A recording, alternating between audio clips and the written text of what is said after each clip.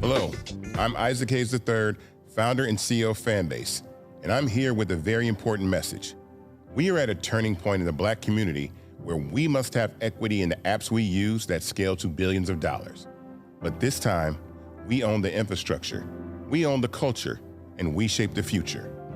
And Fanbase is the future.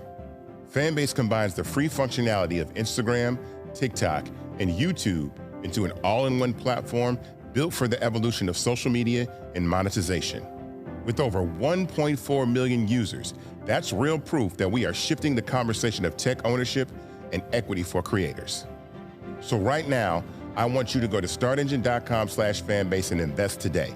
The minimum to invest is $399. That gets you 60 shares of stock in Fanbase at $665 a share. This marks a turning point in Black ownership of social media. If we don't take this opportunity to own social media right now, we will always be customers to our own creations. And that can't go on. So once again, go to startengine.com/fanbase and invest today. We must own the platforms where our voices live, our stories matter, and where our culture drives the world. Thank you.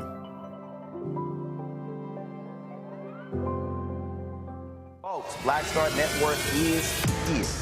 Hold no punches! I'm real revolutionary right now. Black power. Support this man, Black media. He makes sure that our stories are told. Thank you for being the voice of Black America, Roland. Stay black. I love y'all. All momentum we have now, we have to keep this going. The video looks phenomenal. See, this difference between Black Star Network and Black-owned media and something like CNN. You can't be Black-owned media and be scared. It's time to be smart. Bring your eyeballs home. You dig?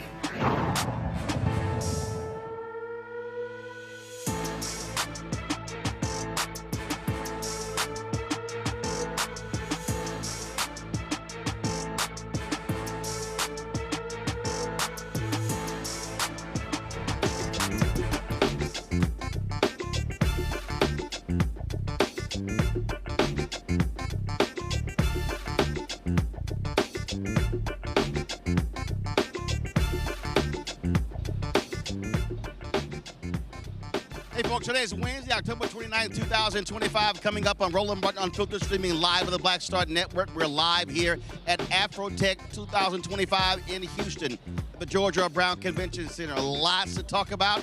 You'll hear from Stacey Abrams talking about the good and the bad of AI. Joteka Edie talks about why we need to be involved in tech companies and Silicon Valley. Ron Busby, who leads the U.S. Black Chamber, talks about Black business in this day and age, being able to own Black businesses in technology as well. Plus, we'll hear from some Tennessee State students who are involved, Tennessee State University. Those students are involved in some startup companies as well. Plus, the mayor of Baltimore, Brandon Scott, he's actually here at Afrotech in Houston trying to take some business from Houston. What is wrong with him to go back to Baltimore? We'll talk to him.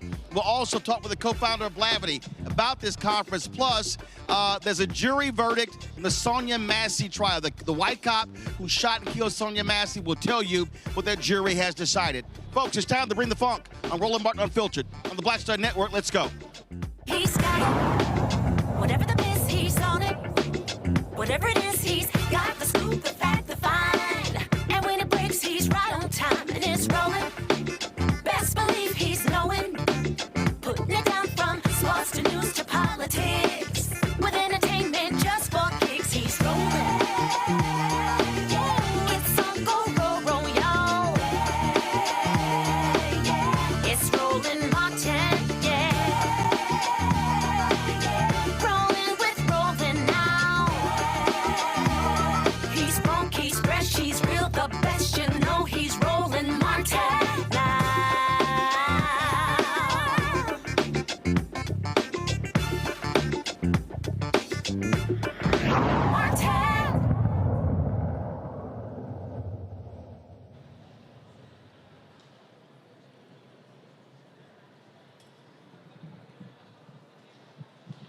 Folks, we're here live at Afrotech in Houston, to the Afrotech 2025.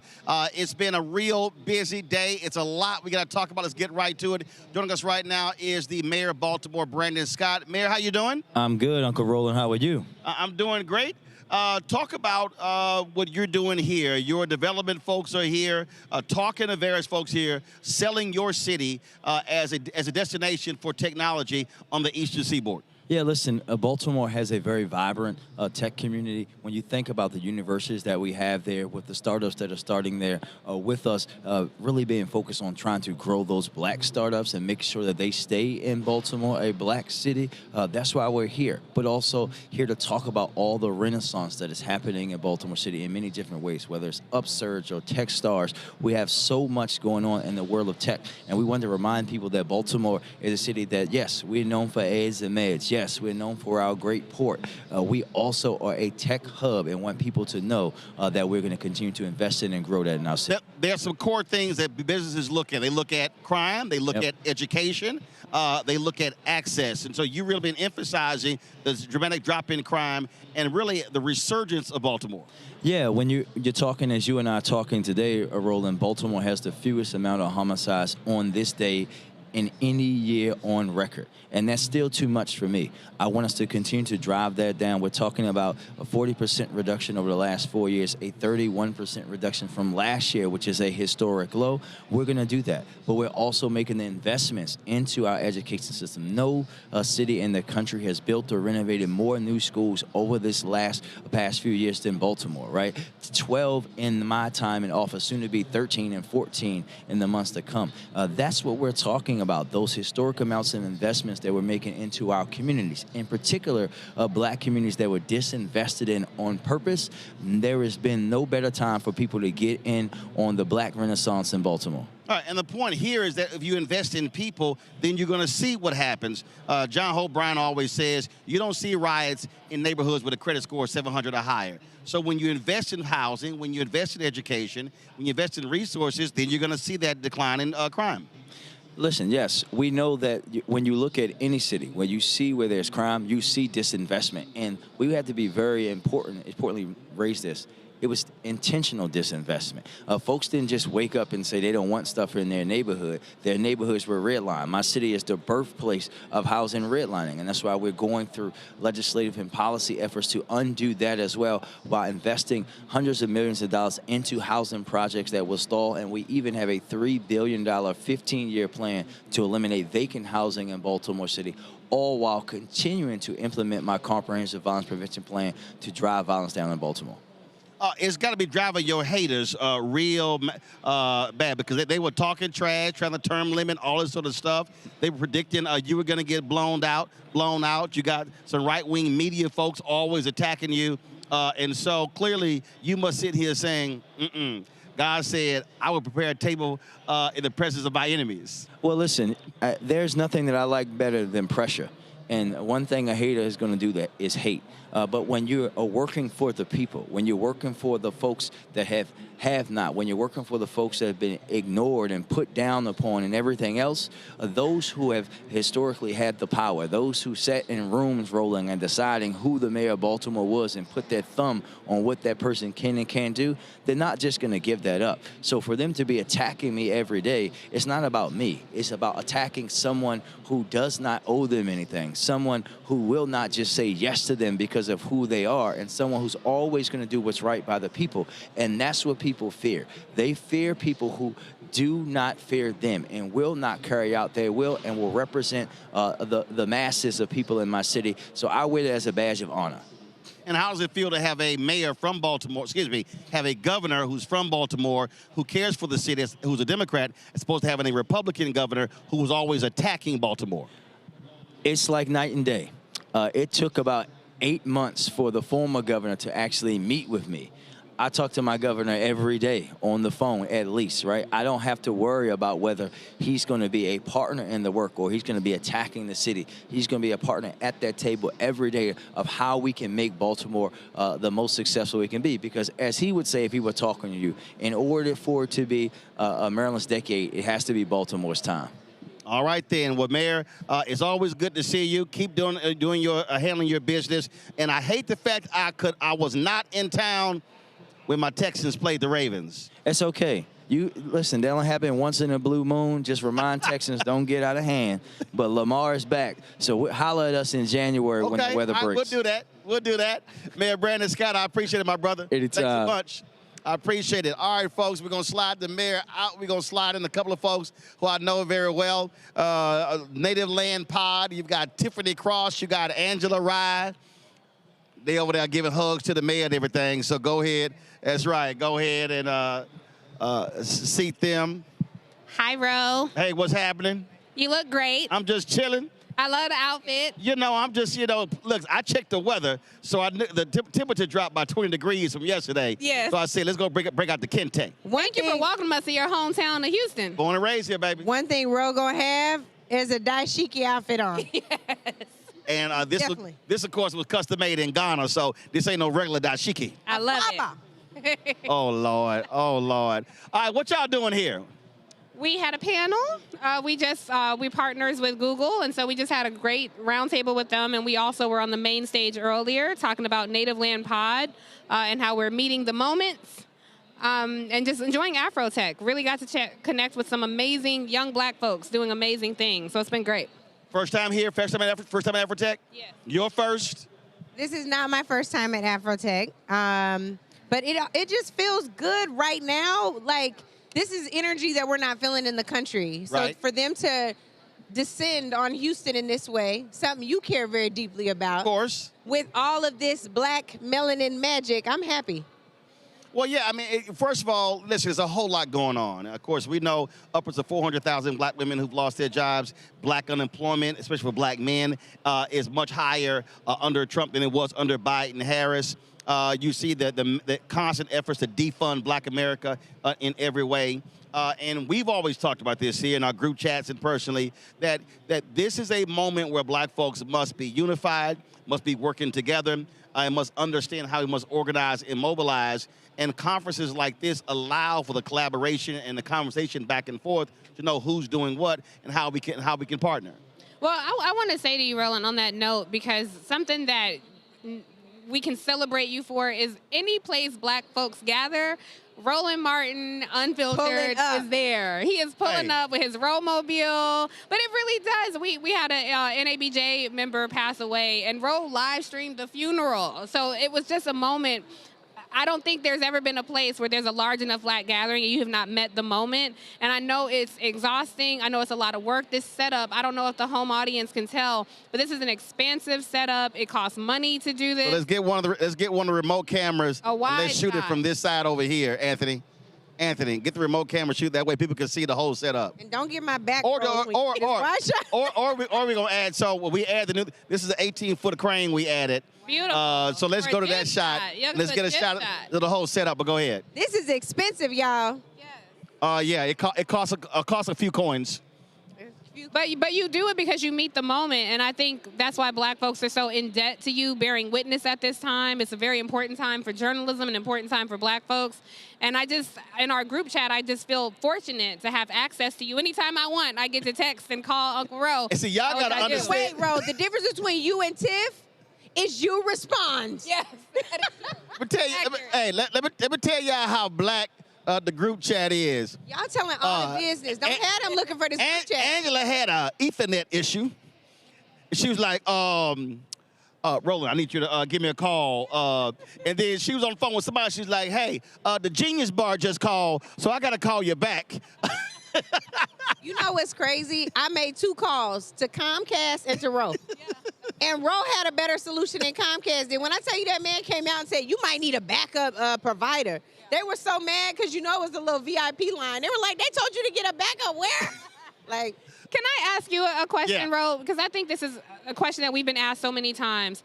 At this moment where we are under attack, and on every level, it feels like there's no breathing room. I'm so happy that you made a point to point out the unemployment for Black men being even higher than that of Black women. What's your advice, one, to journalists, because you are an officer with the National Association of Black Journalists, but also what is your charging order to Black folks who are feeling destitute and looking to people like you to say, what do we do to meet this moment? So Vice President, so the race, she lost on Tuesday. And on Thursday, I was already on to the next thing. And folks were like, dude, what are you doing? I said, she lost. He won. Now, attack mode. See, what happens is, and again, when you're a student of history, I think about Frederick Douglass, Ida B. Wells Barnett. I think about all the Black newspapers. I think about Robert Chicago Defender, where you work. Defender. I think about A.I. Scott, Atlanta Daily World, Charlotta Bass, Louis Martin. I think about the work that they did. These were people who, in their lifetime, were denied the right to vote. Ida B. Wells Barnett, the reason there is not a copy of her newspaper, her paper was firebombed.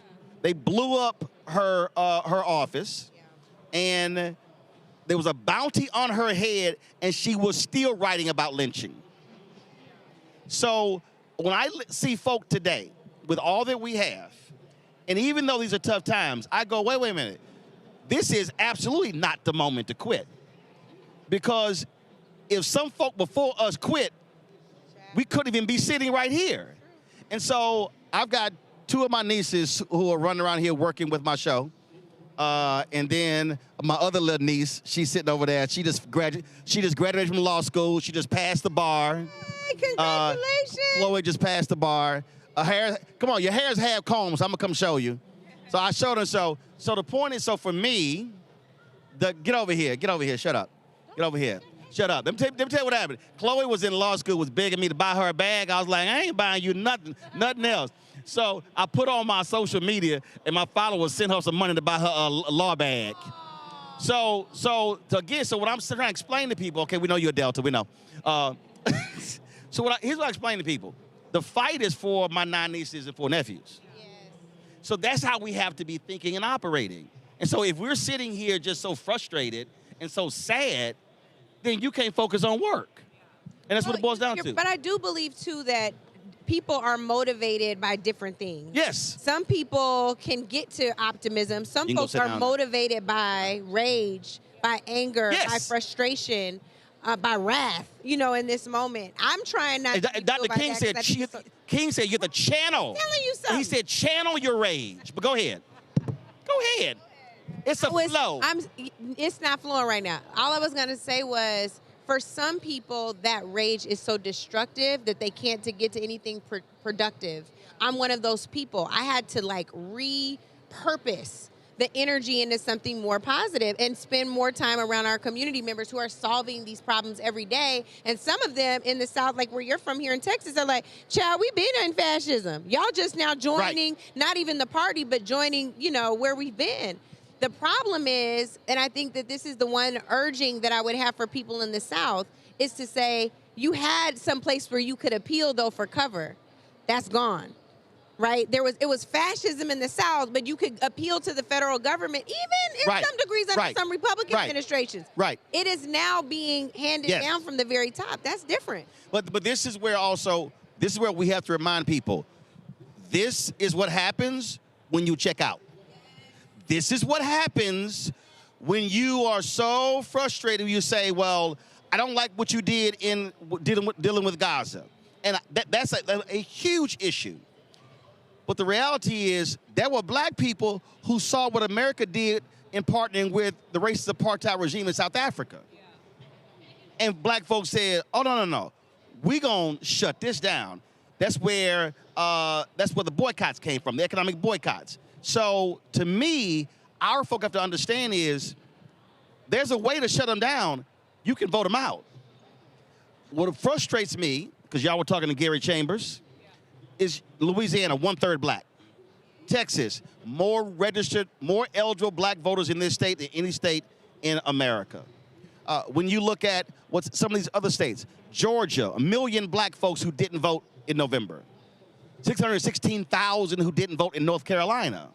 And so we got to get folk to understand that if you check out, don't vote, you are guaranteeing they're going to be in power. I want to make it hard as hell for them to win. Now here's not the easy. Thing, and I'm not defending folks who have sat out at all, but we have to find a different approach. That approach is not working. No, We've been trying to shame people into voting. No, not shaming. Not shaming. Not you, but I'm saying that has been a tactic. But what I want us to do though is to say, if you don't like so and so, like there's a black woman named Karen Whitsett in Detroit. She's missed 76% of her votes. Cats running against her. What I keep saying is, if we don't like somebody, primary them. Yeah. Run against them. But see, that's the other piece. There's a way. We don't have to accept that they're always going to be there.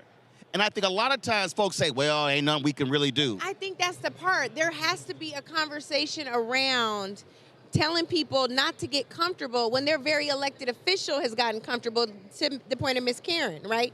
Like, if they're so comfortable and complacent, how are we going to tell the voter to move in a different way? I'm just saying the way that we have the conversation, I believe, has to shift, because all I'm watching is our results. It has not been effective, and I'm like, I didn't need anything else, but my point of privilege is I went to vote with my parents every election. Right. There are a lot of folks that didn't have that experience. So Your mama was a poll worker. Yep, And absolutely. I'm not talking about a stripper. I'm talking about at the actual ballot. Precinct judge. I'm trying to make sure they clear. She was the judge. She was the judge. Oh, the judge. I'm sorry. So somebody, Your Honor. So I did an interview a little bit earlier, and somebody asked me about this, and I keep saying, and again, we're a technology conference, and this, I think, is a mistake that we made. We assumed that this and this can replace door-to-door. So the problem with this, if somebody says, I don't know what none of this stuff means, I can't explain it to them with the text blast. I got to talk to them. I said, so we literally have to go back to where we are studying our precinct turnout to see who voted, who didn't, and it's public data, and go door to door. What I've said to alphas, to AKs, to deltas, let's stop having these large get out the vote campaigns. I said, no, have targeted focus where we're going to hit these 5 precincts and these 5 precincts. I've said to Prince Hall Mason, there was an event in D.C. where folk get dressed up, wearing black and white in the aprons, marching. I said, where are we marching? I said, I'm not getting dressed up to walk in the sun just to walk outside. There has to be a game plan here. And the National Panhellenic having the conference here in Houston Friday. I'm giving the keynote, and I'm letting them know. It's a whole bunch of y'all real comfortable. Well, and so we've got to challenge folk and make them uncomfortable to say our people are waiting on us. Black people are saying, who can we follow? And we got to be able to point them to somebody to follow. It's a lot of black people saying, who can we follow? But there are also a lot of black people who have checked out, to your point. And the problem is, just like you say, we can't depend on these phones to reach people. I think so many people are distracted by these phones as well. And there's been so many people with misinformation, disinformation, malinformation, flooding our timelines and our communities, trying to keep people on the sideline. So people say you can never blame the voter, or you can never blame the constituent. But I do think we have to start challenging our community to take responsibility and go and get information, because it is challenging. If you're running, Vice President Harris could not come to every single door and door knock on every single household and explain to them policy. On some level, it is up to you to make sure that you are disrupting disinformation, that you are sharing responsibly. I would also add, Ro, I love how you put on and represent for Alpha Phi Alpha Fraternity Incorporated. And yes, shout out to the Panhellenic, but there are so many people who feel disconnected from that. They're not in a Greek organization, and that says something about black elitism to them, which they feel triggered by. So we have to figure out how we can bridge that divide as well, actually, challenge them to be more curious. It's an easy bridge. What is it? I've said to Alpha and the other 8 is, if they never see you, they don't know you. But also, why are we talking at people and not listening? Yes. I spent more time over the last several months just listening. It was hard sometimes, but I just wanted to hear where the breakdown was. We literally come to our folks and we're like, why are you only talking to black people about their buying power, they're being consumer? We do the same thing around elections. We're going to talk to the voter, not the person who has the issue, not the person that should be engaged and advocating at every level of government. I think that's another really significant breach. But you can't listen to people if you don't create the avenues where they can talk. And so that's why I've been a huge advocate of, we got to get back to citizenship classes called City Hall 101, County Government 101, School District 101, and walk folk through the whole deal. And so that's going to be on Black Star Network. Well, no, look. I like it. Gary's doing that in Louisiana. I said, Gary, make sure y'all record it, y'all live stream it, and absolutely. But that's the stuff that I think we have to get back to. I say you can take new school, but old school stuff still work too. It still works. Y'all got to record y'all show. But I got one quick question. Y'all need a ride? Because the Robo-Mobile right not there. We might need one. We Just might walk need on one. out there and tap on the door. Deshaun will take you. Thank you. We about to do that for real. I want to ask you about your studio space in DC. It's as expansive and expensive as this set looks. You also have a wonderful studio space, and it is large enough to be able to host a town hall. When is the Roland Martin Town Hall going to happen? So we're working on that. I wasn't going to do an election night show next week. I am. Next Thursday, I am doing a special with Bishop Barber on white Christian nationalism.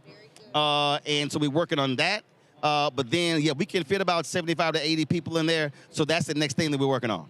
We working on it. Congratulations, Ro. This is Roland Martin, yes, and he was one of the first people to put Angela and I both on television, and you have always poured back into the community. You don't ever want to be the only. You make avenues for all of us, so we just want to say we love you and thank you for all your work. Turning your essay, Ro. Bye. Okay.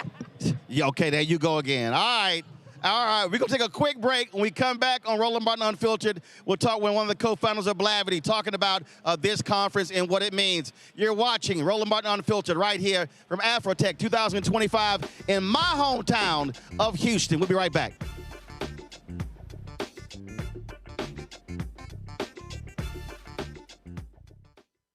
In the military, I gave orders, and they went a lot further than they do around here.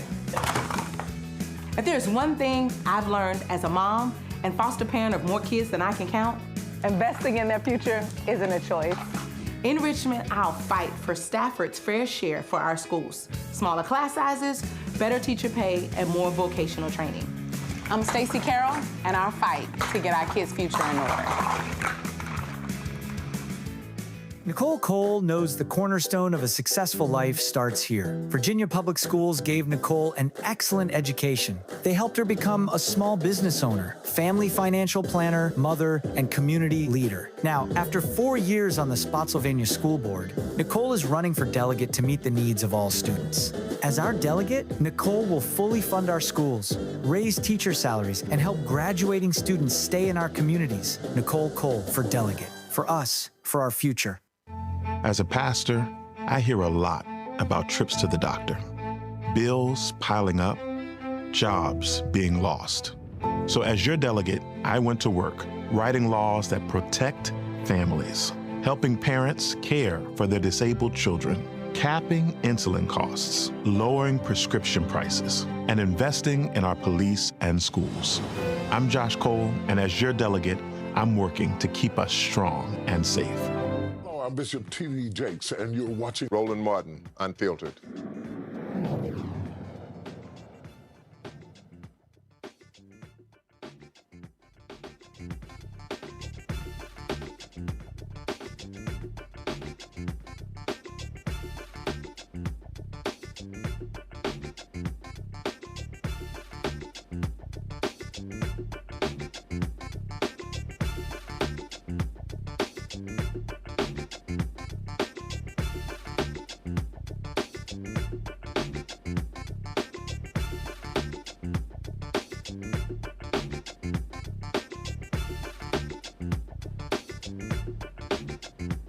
Folks, welcome back to Roland Martin Unfiltered of the Black Star Network. We're live here at Afrotech 2025 here at the George R. Brown Convention Center in Houston. Joining us right now, Jeff Nelson, co-founder, COO of Blavity, of course, the folks behind Afrotech. What's happening? Roland, thank you so much for having me. I'm happy to be here, happy to have you here. This is amazing. Glad to be here. It's a whole lot of blackness around here. How many people have registered? So this year, we're expecting between 30 and 40,000 people here in Houston all week for Afrotech. 30 to 40,000 in Houston. In Houston, across the city. Here at Afrotech, we've got about 15,000 at the convention center that are in sessions, getting certifications, learning labs, all of that. So across the city, we're going to have even more. So see, the reason I asked that question, that's like when they say, oh yeah, it's about 40,000 at the frat convention, only 8,000 registered. Well, you know. Well, I'm glad you asked that question, because let me say this. So what ends up happening is a lot of people say, I'm coming to Afrotech, and then they get their flight in their hotel to Houston. They don't buy a ticket to the conference, but then the 15,000 here, they say, oh, we're having a great time. Then the other 15,000 come at the last minute and say, hey, can we get a ticket? So we got 15,000 now. We're expecting the other 15,000 that are in the city to come here to the convention center. Yeah, but you need the other 15,000 to register on time and actually come to the conference. Buy your tickets early. Yes, get your tickets early. For folks, now we live stream a couple of sessions earlier. We've been doing other interviews, but give folks a sense. First of all, how many years has it been for this conference? So this is the 9th year of Afrotech. Got it. And you originally were in Oakland. We were originally in San Francisco. San Francisco. Then we went to Oakland. Then to Austin. And now we're here back. And how many years you been in Houston? So this is our 2nd year in Houston. Gotcha. And so you mentioned, what are we doing this year? The theme of this year's conference is building what's next. So we're talking about AI, of course. AI is the great disruptor. That is doing a lot of good, but it's also giving people a lot of pause, a lot of job loss because of AI. So a big focus of this year's conference is not only how do we educate people on about what AI is, but how do we prepare them to use it to level up and prepare themselves for the future. Now, just give folks who don't understand the breadth and depth of the conversations that are taking place here, main stage and also breakout sessions. Yeah, so we were very excited earlier today to have Stacey Abrams help kick us off. I know you had Mayor Brandon Scott on earlier. He is going to be on stage tomorrow as well. We're going to have the CEO of Microsoft AI, Mustafa Suleyman, is going to be here. Astro Teller from Alphabet's X, their Moonshot Factory, is going to be here. We had John Wall just put on a great session with the NBA and their partners as well. So we have a range of great dynamic speakers, and all the conversations are very, very substantive. One of the things that is happening, obviously, we're seeing dramatic cutbacks all across the country. We see the attacks on diversity, equity, inclusion. How has that impacted this conference this year compared to last year? So that's a good point. And I will admit, I'll be very, very candid. At the beginning of the year, when all these rollbacks started to happen, we were nervous. And we had to have some conversations with our partners and our sponsors about, one, would they show up? And then two, could they show up? And could they do so in a way that felt authentic? And we're excited that we've got over 150 sponsors that did show up. Many of them are here hiring. We've got 30 companies that are interviewing on site. And the feedback that we got from a lot of them is that whether we call it DE&I, whether we call it something else, the fact still remains that the data suggests that we need a workforce that is representative, that has people from all different kinds of backgrounds, so they're here. But the second point I want to make is that we understand at Afrotech that this conference, while recruiting and hiring is a big part of it, an even bigger part of it and what we're focused on this year is innovation. Because people come to Afrotech to be inspired, to understand what's coming next. And so that's why the theme of this year's conference is building what's next. So while we've got the expo floor and their companies recruiting, we have so many conversations that are focused on innovation and what's coming next. Obviously, you want people to hear to connect. Yes. Do you have space where you're having the conversations of individuals that have actually made connections here and have been able to merge, been able to partner, been able to grow business, where they are able to tell that story so folk understand how they should be properly utilizing this conference? Yeah, those spaces are littered throughout the conference. So one of the cool things that we have, Afrotech has a membership program.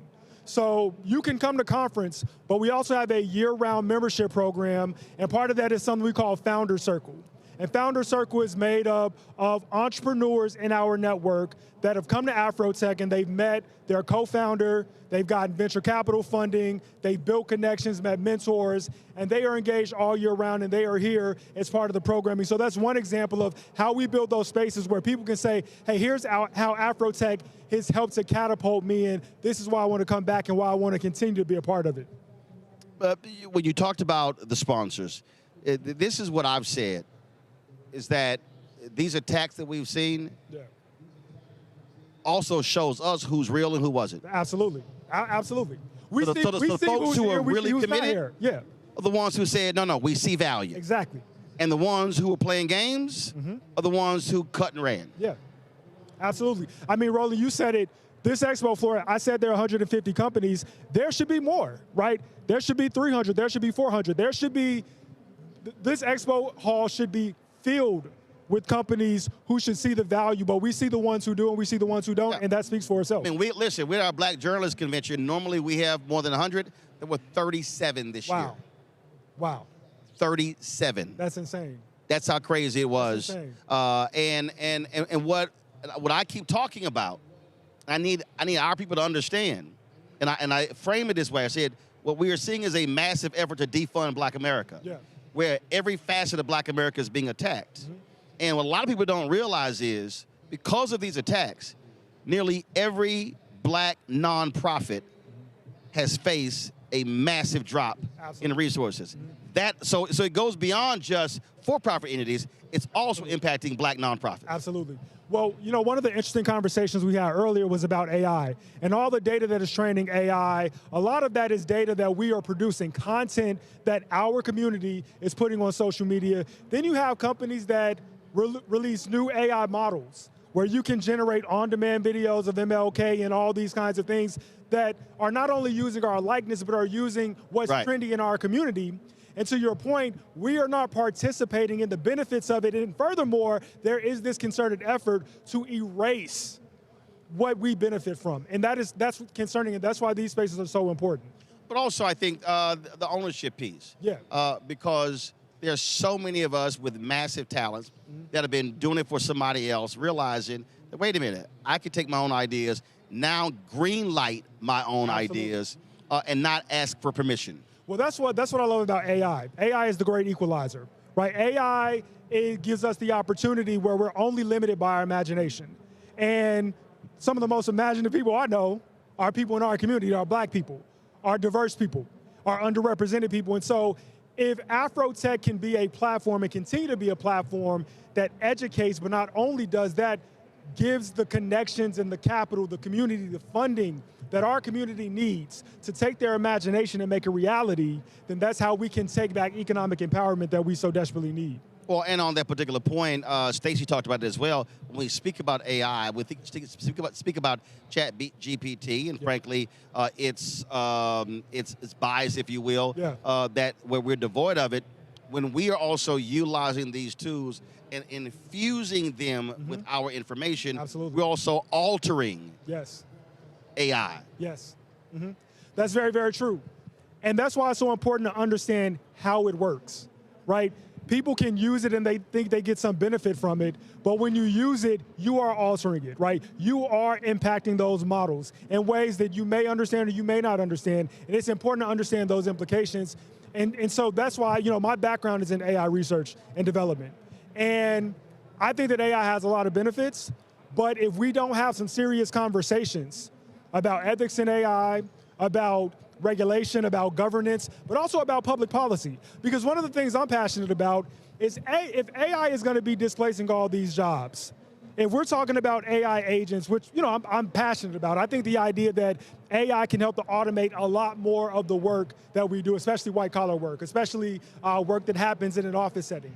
If we can reap that benefit, we also have to have a conversation from a policy standpoint about what is the responsibility of government and public policy to ensure that people are made whole. And so that's why I'm excited, why we, you know, Stacey Abrams, obviously she's known for her efforts with voting rights and many other things, but also having Mayor Brandon Scott, among other elected officials who are here to talk about some of these things alongside business leaders like CEOs, Mustafa of Microsoft, AI. So it's important that we have these conversations because we have to have a 360 approach to this. Absolutely. Well, Jeff, it's been fantastic thus far. Of course, we'll be broadcasting tomorrow as well. Where are y'all next year? So we'll be back here in Houston next year. So next year, they ain't crazy. Next year is the 10-year anniversary of Afrotech.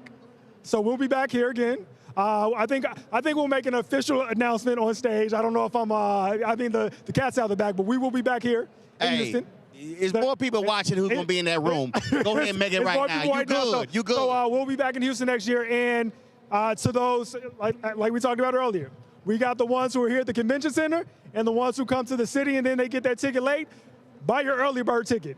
Buy it as soon as they drop on Friday. Make sure you buy your ticket, reserve your spot. We'll be in Houston, Afrotech 2026. 10 years we'll be celebrating, and we're looking forward to it. And Jeff is not going to do this. I will. to all of the sponsors this year. We appreciate y'all being sponsors. And I'll be looking at the list next year to see who's here and who is not. And I'll be calling names. Jeff, don't worry about it. I got this here. You ain't got to worry about this here. You step out of here. I can handle that. But I believe in doing a roll call because there are people who want our black dollars, but then who don't want to have an ROI and invest in our black organizations and our black businesses. You preaching now. So I'm letting all y'all know, I'm going to have a booklet.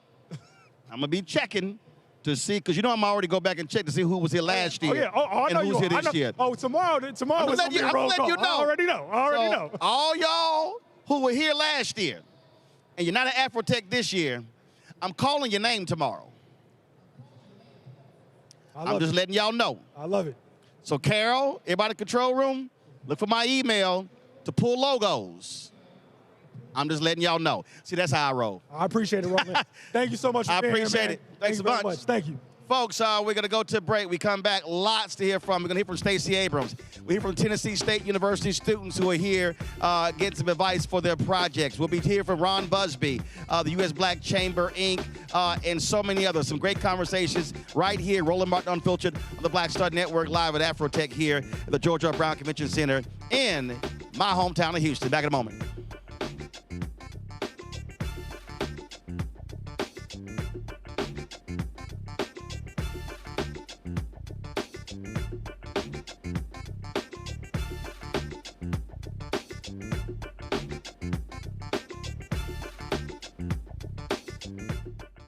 If in this country right now, you have people get up in the morning and the only thing they can think about is how many people they can hurt, and they got the power, that's the time for mourning. For better or worse, what makes America special, it's that legal system that's supposed to protect minorities from the tyranny of the majority. We are at a point of a moral emergency. We must raise a voice of outrage. We must raise a voice of compassion. And we must raise a voice of unity. We are not in a crisis of party versus party. We are in a crisis of civilization, a human rights crisis, and a crisis of democracy itself. And guess what? You've been chosen to make sure that those that would destroy, those that would hate, don't have the final say, and they don't ultimately win. This is Eric Dickerson, and you're watching Roland Martin Unfiltered.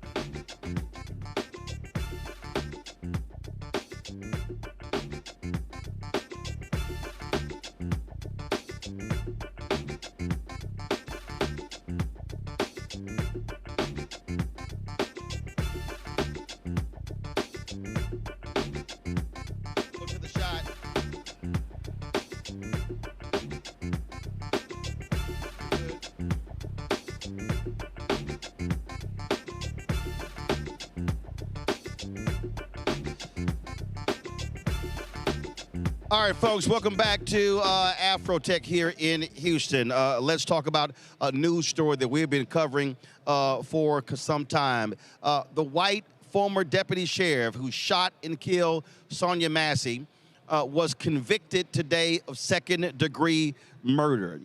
The primarily white jury found Sean Grayson guilty of second-degree murder. Now, keep in mind, they had the option of first-degree murder and second-degree murder. That was given in jury instructions. He was found, he was acquitted on first-degree murder, but found guilty on second-degree murder. Massey died on the same night. She called the police for help. She reported a possible prowler outside of her home. Body camera footage from Grayson's partner captured the incident, but Grayson's own camera was not activated for most of the encounter and only turned on after he drew his weapon. Gracie testified that he feared for his life, and Massey began acting erratically when she said, "I rebuke you in the name of Jesus," as she walked toward a pot of water on her stove. His partner that night, Dawson Farley, testified that he was never afraid of Massey, but was instead fearful of Grayson's actions. A conviction for first-degree murder could have resulted in a life sentence for Grayson. With a second-degree conviction, he could face anywhere from 4 to 20 years in prison. There's also a possibility he could receive probation with no prison time. A sentencing date has not been set. Attorneys for the Massey family, including Ben Crump, released this statement. While we believe Grayson's actions deserved a first-degree conviction, today's verdict is still a measure of justice for Sonya Massey. Accountability has begun, and we now hope the court will impose a meaningful sentence that reflects the severity of these crimes and the life that was lost. We will continue to fight for Sonya's family and for reforms that protect everyone from unlawful use of force. The family extends deep gratitude to Sangamon County State's Attorney John C. Milhiser and his entire office. They handled the case with professionalism, transparency, and compassion. Prosecuting a police officer is never easy, but this team did it with courage and integrity. My panel right now, Dr. Niambe Carter, Associate Professor of School of Public Policy at the University of Maryland. She's the author of American While Black, African Americans, Immigration, and the Limits of Citizenship, joining us from D.C. Andrew Clark, Esquire, Managing Partner with the District Legal Group there in D.C. Andrew, I'll start with you. It's a shame that this jury of 11 whites did not convict on first-degree murder. The prosecutors made clear that Grayson threatened to shoot Massey before he pulled his weapon, and they said that constituted the proper action to say he was premeditated for what he did to Sonia Massey. Unfortunately, this jury saw otherwise. Yeah, and in Illinois, you don't actually need the intent for premeditation like you think about in other states. In Illinois, all you have to do is intend to kill someone. And the difference between the first degree and the second degree, aside from first degree carrying up to 60 years, we're talking about second degree being that they believe that there was some kind of provocation. They believed, the jury believed, that the boiling water and the I rebuke you statement was enough to carry the day to change it from first degree to second degree. And this just shows how the prosecution of officers, and we're talking about a town in Illinois, the prosecution of officers is treated differently because you're right, they had all of the facts that they need to send a message for first degree murder, and they did not do it. Niambe, it really is a shame. We saw what took place here. And again, the prosecutors did a very good job. And not only that, Grayson lied. He literally said on the stand that Sonya Massey threw the pot at him. We have video. That never happened. Mm-hmm. Mm-hmm. And not only did she not throw the pot at him, Roland, he told her to cut the pot of water off. And I think that's the thing that really is so upsetting to so many of us. One, that didn't have to happen, but you hear him threaten to shoot her in the face. You know that he doesn't have his body camera on. Thankfully, his partner did, because that's partly why we know what we do know, because had no one had any video evidence, his story would have likely carried the day, and we would have never gotten here, and her family would have never been able to have anyone to answer for her untimely and unnecessary death. I mean, it's shocking. I mean, she says, I rebuke you, and he shoots her. And it's like, for what? Absolutely. And unfortunately, when you see second-degree murder, 40 years to 20 years, could get probation. I'm trying to remember the case. Well, remember the cop that killed Laquan McDonald. Look how little time he served. Mm-hmm. Andrew? And I think it's... Yeah, and that's something that is very concerning here, because you're right, Roland. We're dealing with a crime that if he was convicted of first degree, the judge would have no discretion on 20 years. We'd be looking at 2 decades. But now we have the fear that now this judge in this town in Illinois could give him 4 years. He could be back on the street in less than 5 years. And that is disturbing, especially because the entire country has seen this video. And when I first watched the video, I was brought to tears because I just could not believe that this woman was killed in her home while holding a pot in her kitchen. Mm-hmm. Mm-hmm. Niambe, go ahead. And I was just going to say, you know, this is what happens far too often. An officer gets to say, I'm afraid, and then we become the collateral damage, as if their fear should trump our safety. Sonya Massey was obviously very afraid, which is why she reached out to the police. There was, to Andrew's point, she's in her kitchen. There's a good deal of distance between them and her. And instead of maybe retreating out of the home if you were so fearful, you say you pulled your weapon because you knew that she had on layers, and so you couldn't tase her and it would have done nothing. So you could have done other things before shooting this woman. Maybe if you were so fearful, you should have asked her to stay on the couch as opposed to sending her into the kitchen to turn off the pot of water. If it was such a grave threat, you go and turn off the pot of water. I think the part that is so infuriating and so saddening is there are always all of these things that could be done short of lethal force, but those things never seem like viable alternatives for the police officers. And I know people say, well, it's easy in that moment to say this, but it's easy in that moment because you see how much space there was between Sonya Massey and this officer. There was clearly enough time to make an assessment. And as quickly as he pulled that trigger, he could have done something differently. Indeed, indeed. All right, got to go to break. We come back.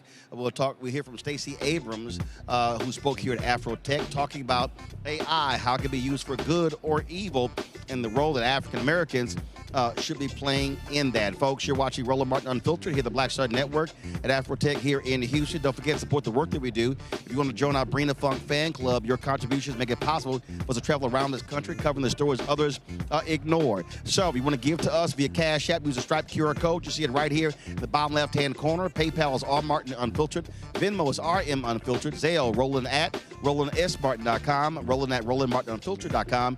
Checks and money order. Make it payable to Roland Martin Unfiltered. P.O. Box 57196, Washington, D.C. 2003 7-0196. Back in a moment.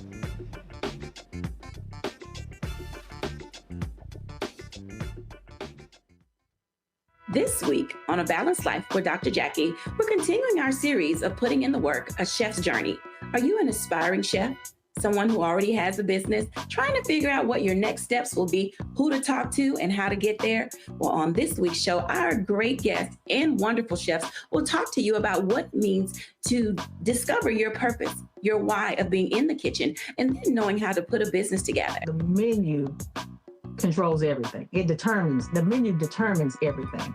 But the business plan is where you have to go back to. When you get into the business, at the end of the day, you know, social media and TV, all of that stuff is cool, but you still have to run a business. You still have to be in relationship with people. That's all next on A Balanced Life with Dr. Jackie here on Black Star Network.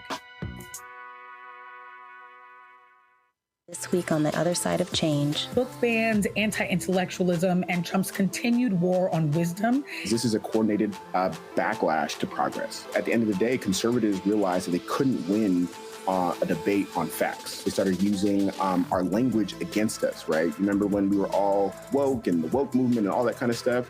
Now everything is anti-woke, right? When we were talking about including diversity, equity, inclusion in higher education, now it's anti-DEI. All this are efforts to suppress the truth because truth empowers people. You're watching The Other Side of Change only on the Black Star Network.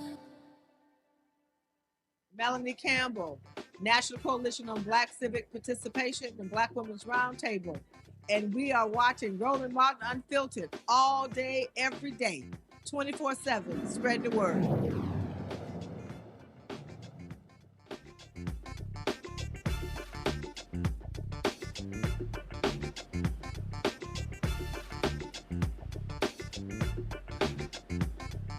All right, folks, one of the major speakers today here at Afrotech was Stacey Abrams, of course, who ran twice for governor of Georgia. She's been involved in a number of voting rights groups as well.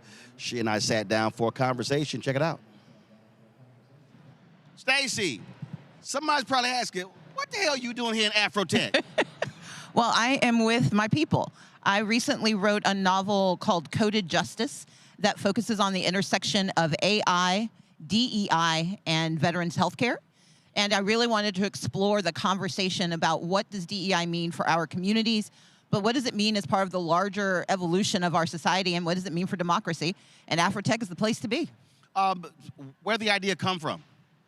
So it really started for me when I was watching the attacks on DEI, and at the same time we were hearing about how AI was evolving and how much it would mean to the future of society.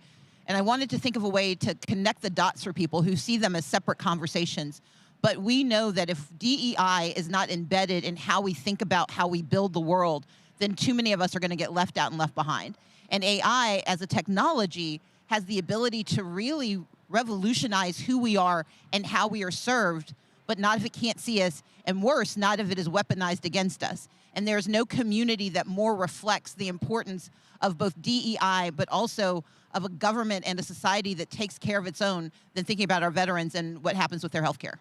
During the session, we live streamed it. You talked about there was an initiative that utilized AI and DEI, and that frames it differently. Explain that. So I was referencing on Labor Day, this administration announced that they are doing a pilot in 9 states where they are going to let AI help make decisions about our health care for Medicare patients, meaning the elderly and the disabled.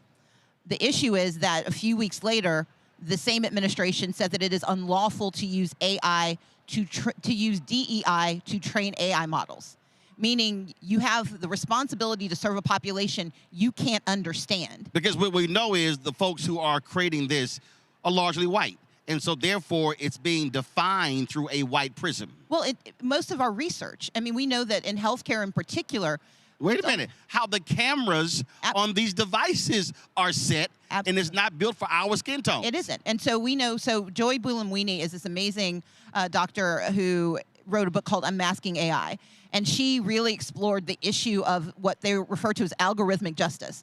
That might sound esoteric until you realize your grandmother may not get health care because the Medicare decision about whether she gets a certain treatment is being determined by someone who doesn't understand that Black women have a higher likelihood of some type of medical issue, that Latino men face certain issues. If we can't understand the population you're serving, how is that service going to be valuable, especially when it comes to healthcare?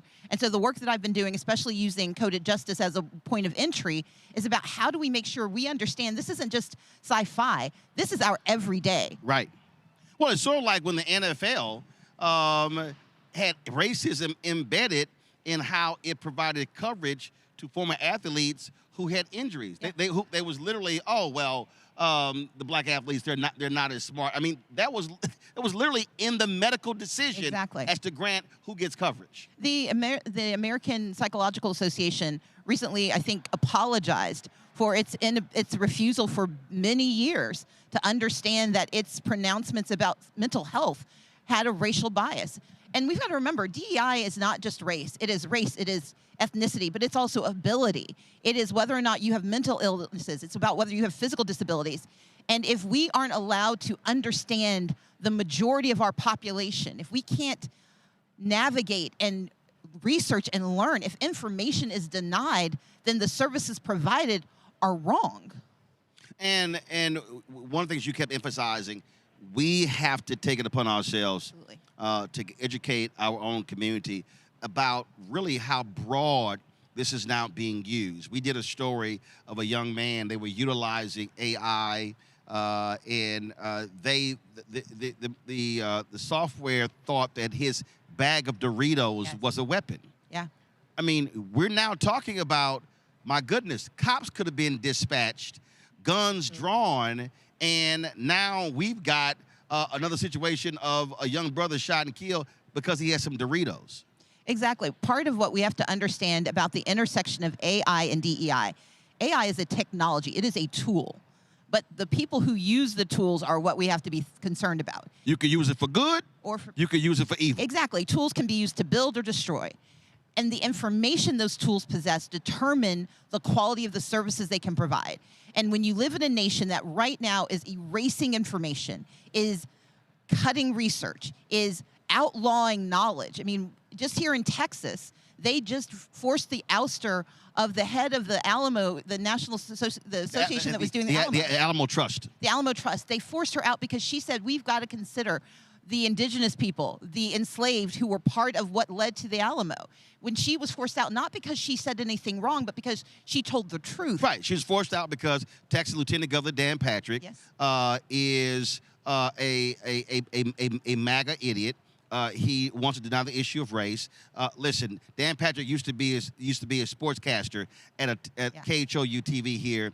Grew up watching him. I used to debate him on a debate show here, and he's even crazier today than he was 20 years ago. He's now the lieutenant governor, and how our system works in this state, lieutenant governor is actually more powerful than the governor. And so that's what we're now dealing with. Yeah, and the reason I want us to think about these examples is that when you hear AI, it sometimes feels so remote or so much smarter than us. Sounds like Will Smith's iRobot. Exactly. And the thing of it is every day, but it's also part of a system. I've been talking about the 10 steps to autocracy and authoritarianism.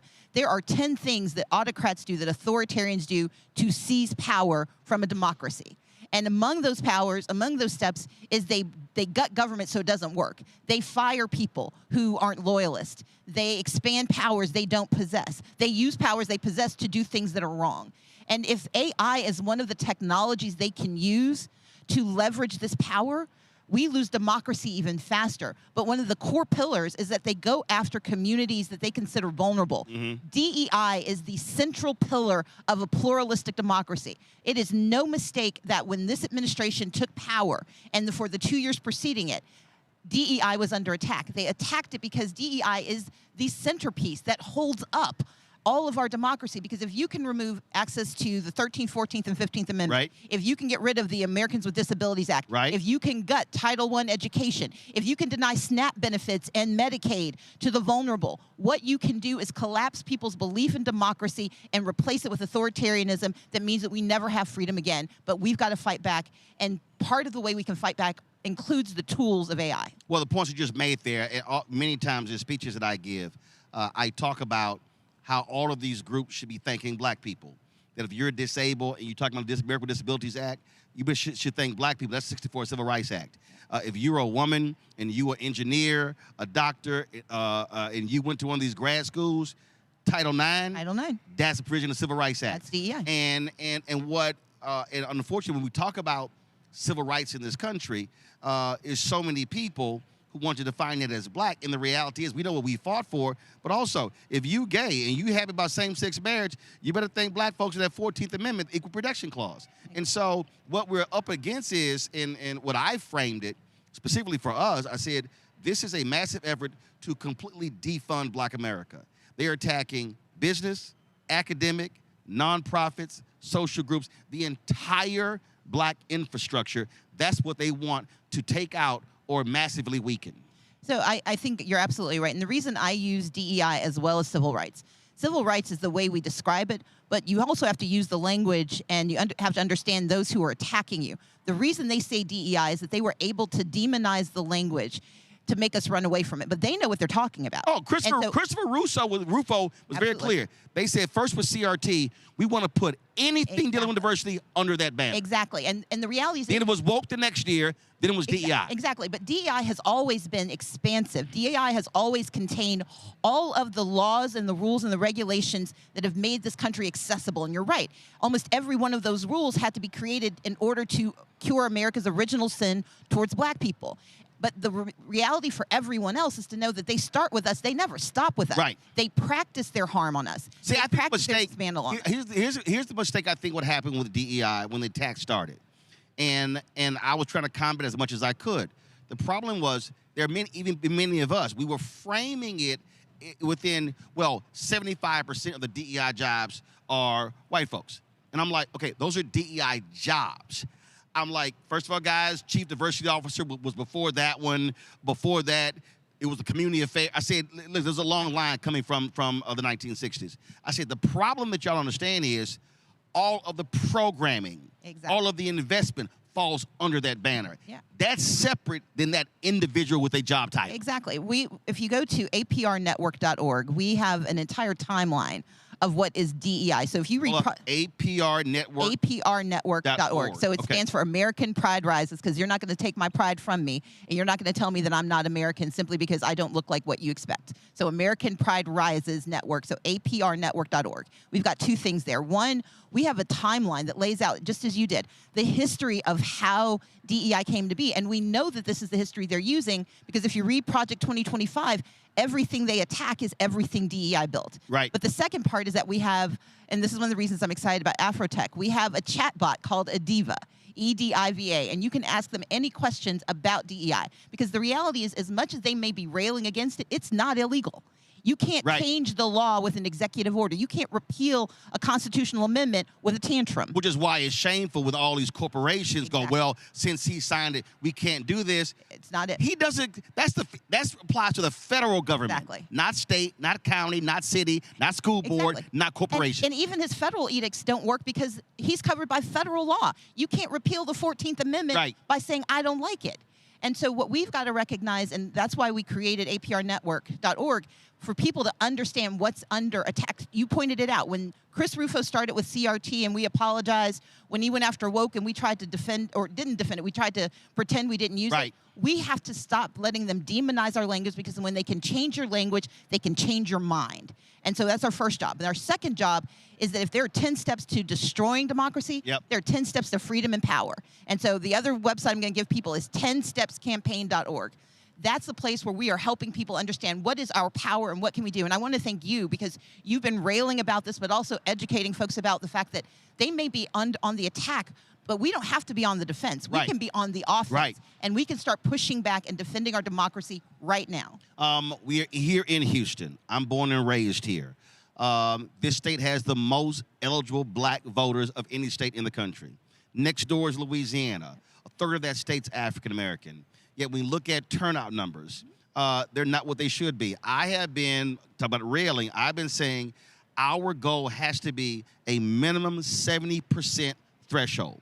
Because if we're voting at 70%, we're talking about tens of thousands, hundreds of thousands of votes could make the difference. Turnout numbers for black folks were not what they should have been in Georgia in 2024, in North Carolina in 2024. So what I keep arguing to our people, we actually can win if we're maximizing that power at the ballot box. But people have to believe there's something that it's worth it. And you and I both know it's not voter apathy, it's voter despair. When you've seen generational poverty, you're from Texas, I grew up in Mississippi, came of age in Georgia. When things don't change, you've stopped believing that you can be a part of change. But we're in the moment of a crisis where now is the time where we remind people not just that our power has worked before, but that they're afraid of our power in a way they never have been. In 17 years, this nation is majority minority. That means if we start working now, not trying to change the mind of the 77 million or trying to remind the 75 million why they voted the right way, but the 90 million who didn't think their voices mattered, but you do that by proving that democracy can work. So in the midst of destroying democracy, when they gut snap, when they steal from our children to pay for wealthy people to get their tax cuts, now is the time for us to step in and use this moment to explain to people, you may not be into politics, but politics is into you, and it is a stalker. And here are all of the things about you. Here are all the things that you need. That I'm not asking you to vote for this person you don't know or to believe that this person's going to be different. I'm asking you to vote for you. I'm asking you to say that I deserve better, and I'm going to take this time out of my life to try to make things better for me and for mine. That's why democracy is so important. We're dealing with the reality of groups also under attack.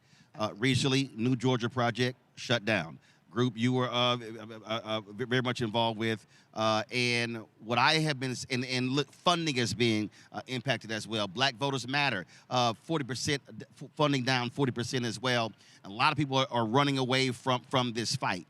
What I keep yelling as well is that, one, we can't be locked into election cycles.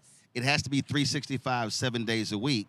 But we also have to keep these voter groups intact when the election is over, because whether you win or lose, you still need those folks coming to the city council meeting, the school board meeting, the county commissioners, the state board meeting. And that's the thing that drives me crazy there, is that we act like, oh, that's the end of the process. I can go back to what I was doing. I'm like, no. We need you. You got to stay in this thing. Exactly. So one of the steps in the 10 steps to freedom and power. So step 1 is commit. Step 2 is share. We got to share the knowledge that you have. We got to tell people what we're learning.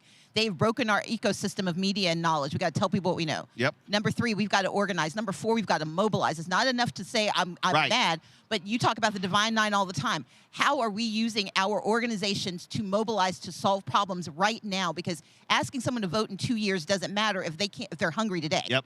And then the next step, we got to litigate. We got to keep fighting. It is okay if we lose lawsuits as long as we are fighting them. Because you and I both know Thurgood Marshall lost a lot before Yep. he won.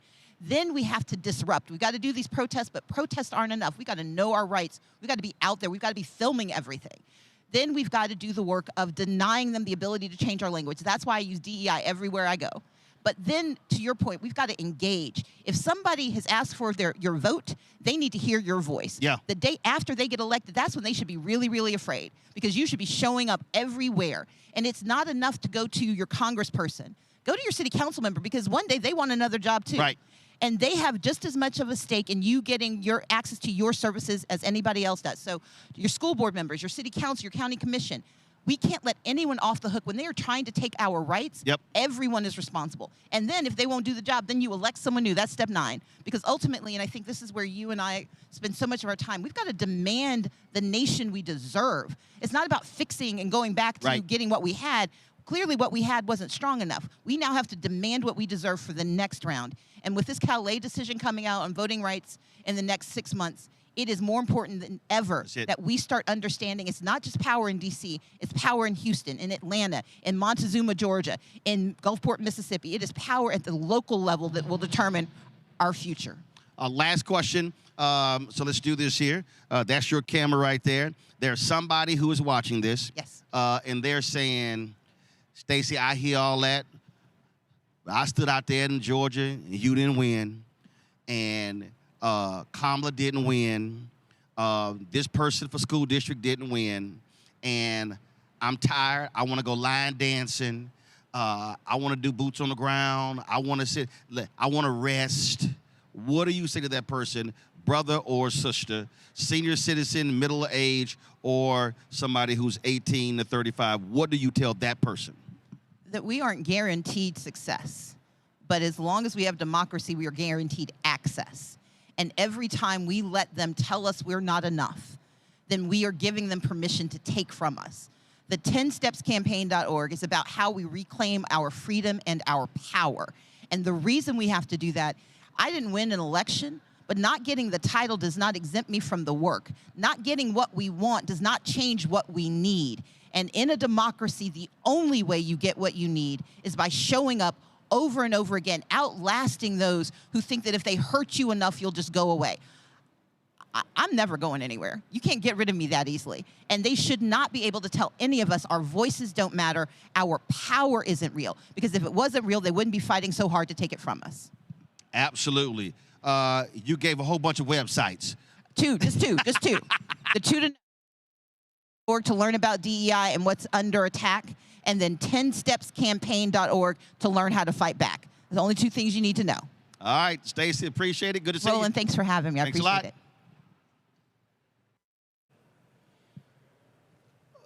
Neil, I'm going to go to you first. The point that she made there, the role that we have to play in terms of educating ourselves and our people regarding AI, it's one thing to just sit back and say, oh, my God, it's going to take us all out. But education, empowerment. Look, Kathy Hughes always said, information is power.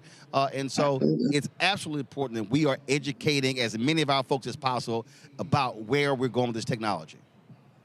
Absolutely. And I think because it's such a wide open field, it is very easy to feel overwhelmed by it. But part of, I think, being able to harness it is by understanding what it does, what its capabilities are, and what its limits are. And I think far too often, especially with the tech space, Black people often find themselves behind the 8 ball. So we're late adopters, we're late comers to the field. And by the time we get in, the technology has moved on. And I think at least right here, and of course with Afrotech, we are in the front of the movement and not behind it. And I think it's going to become a part of our regular everyday lives. And so the more we know and the more we can do to advance this technology for our own communities and for our good, the better off we'll be, because technology, despite what many people think, is not neutral, and it's certainly not race neutral. And so we have to think about how we can use these tools, because that's what it is at the end of the day, for our community's betterment and development. Andrew, I got a text alert earlier. NVIDIA is the first publicly traded company to reach $5 trillion in valuation. There's no guarantee that this is actually going to be, frankly, a profitable business, but it shows you really what's happening between NVIDIA, OpenAI, and so many other companies.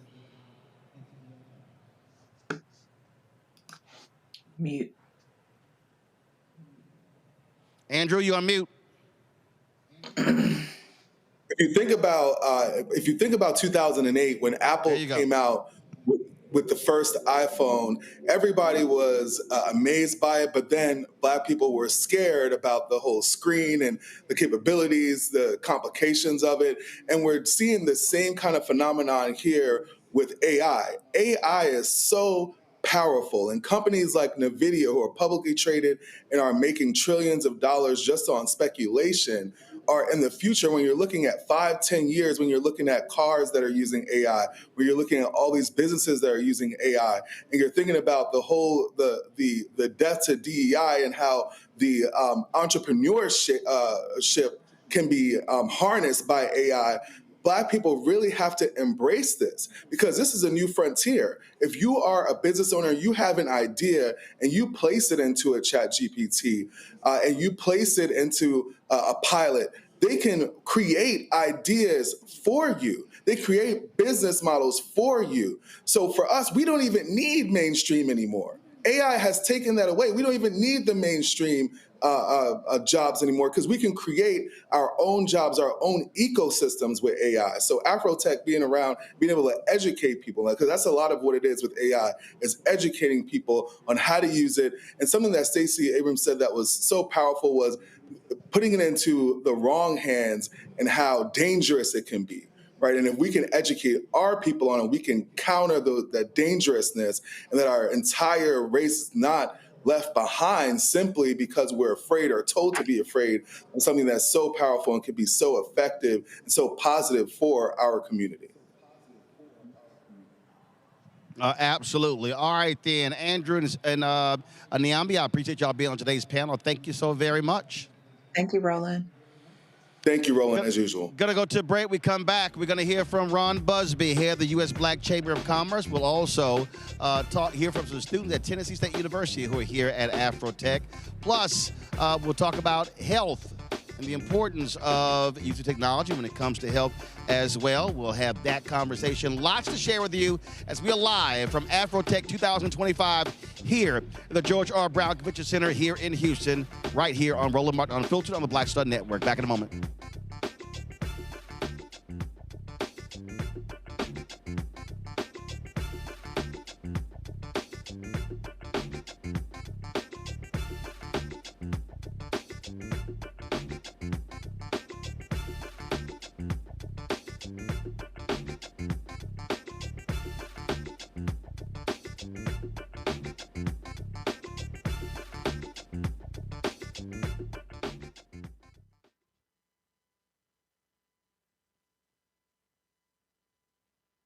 In the military, I gave orders, and they went a lot further than they do around here. If there's one thing I've learned as a mom and foster parent of more kids than I can count, investing in their future isn't a choice. In Richmond, I'll fight for Stafford's fair share for our schools. Smaller class sizes, better teacher pay, and more vocational training. I'm Stacey Carroll, and our fight to get our kids' future in order.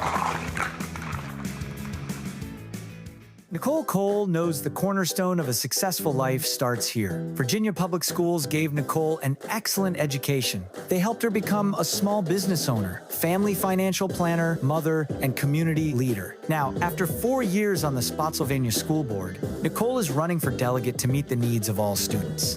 As our delegate, Nicole will fully fund our schools, raise teacher salaries, and help graduating students stay in our communities. Nicole Cole for delegate. For us, for our future. Josh Cole became a pastor and delegate to serve his community. That's why Josh is fighting to lower costs for families hurting from inflation and make sure we can all afford quality health care. But Sean Steinway has embraced his MAGA backers who support Trump's mass firing of federal workers and the MAGA plan to ban abortion with no exceptions. We deserve better than Sean Steinway. I'm Josh Cole, candidate for delegate, and I sponsored this ad. This is Reggie Rock Pfeiffer. You're watching Roland Martin, unfiltered, uncut, unplugged, and undamn believable. You hear me?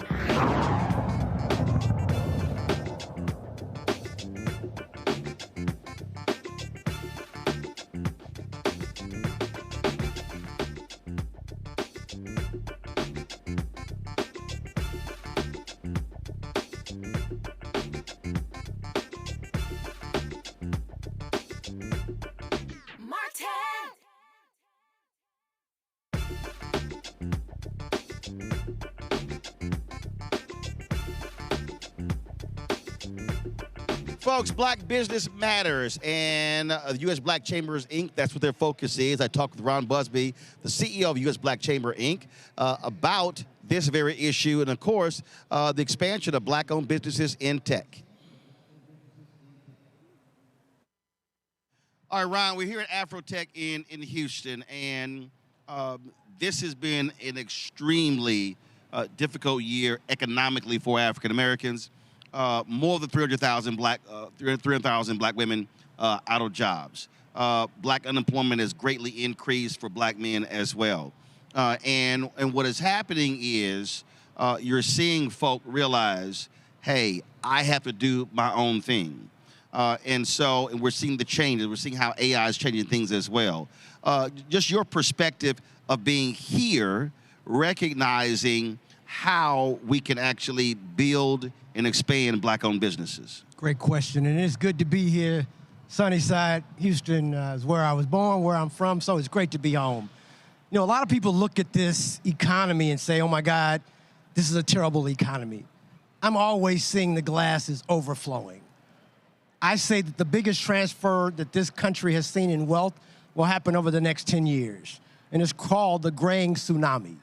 Folk like you and myself that have been in business for ourselves for years, who don't have necessarily a junior to pass it off to, a sibling, a spouse to pass it off to, they're now saying, what am I going to do with this business?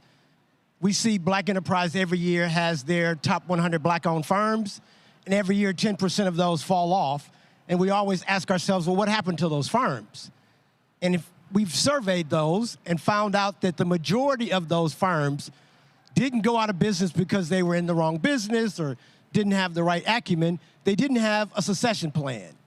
And so for many of the businesses and young entrepreneurs that are here today, I'm saying we should be looking at acquiring firms. Right. When I talk to corporate America, the federal government, and just people in general, they say, well, I want to start a business. What do you think I should do?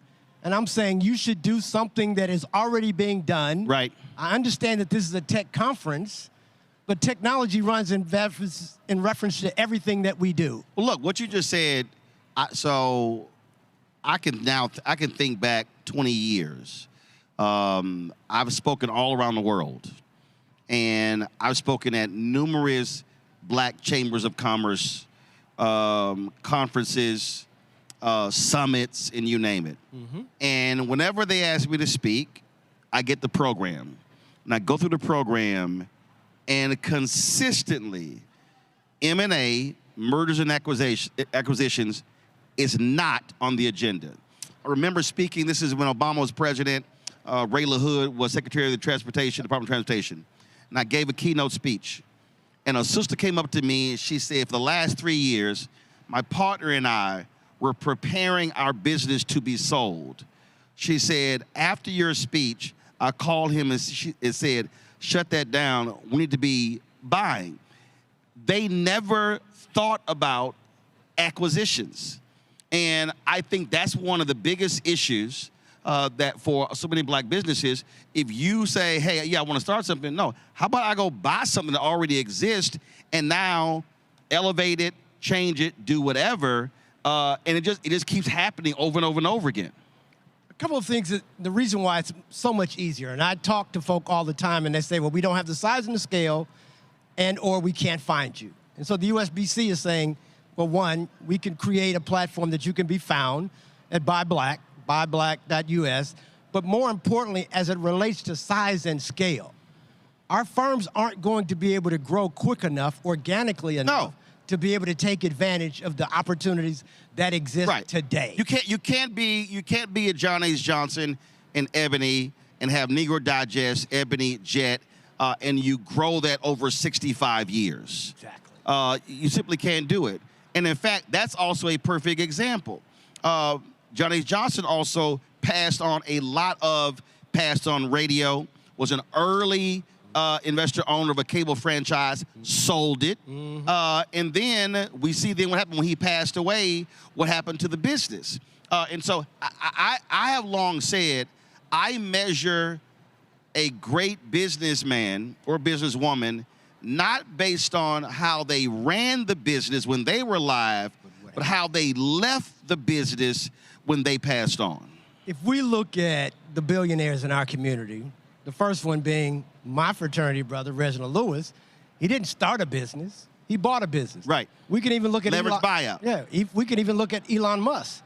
He never started anything, he acquired things. And so for our community, I think, especially the audience that we have here today, it is much a better growth pattern to look at acquiring. And the second thing is access to capital is the number one obstacle that we face. Well, if I'm trying to get capital from a bank and I'm trying to start a business with no revenue, no receivables, no history, it's going to be very difficult. But if I have a balance sheet from a previous company, I got history of revenue, I got employees, I got customers, a bank is going to look at that totally different than a startup. Yep.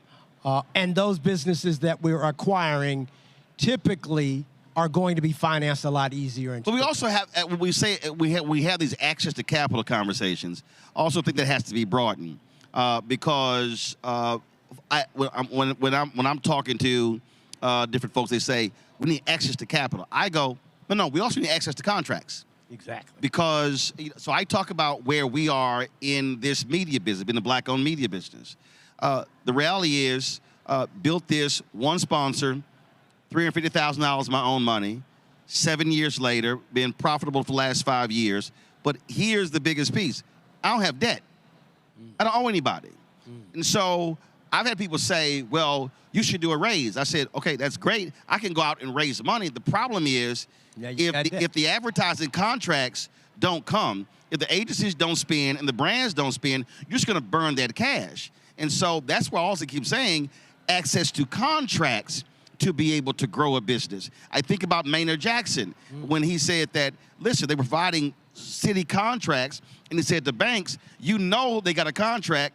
I need you to give them a line of credit so they can actually float their business for 6 months. And so when we talk about access to capital, I think we have to add that piece. Yeah, you can get capital, but you also need contracts to build and grow your business. But understand this.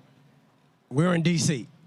A lot of folk here talking about trying to get government contracts or state and local government contracts. The federal government is notorious for being a terrible payer. Yeah. They pay 6 months typical. Right. So if you're a small business and you don't have access to capital, but you get a contract, let's assume you get the contract January 1st and you don't get paid till June 15th, you best believe you're going to need some capital to be able to carry the float of the federal government. Yeah, absolutely. Yeah. Right. So it's a combination.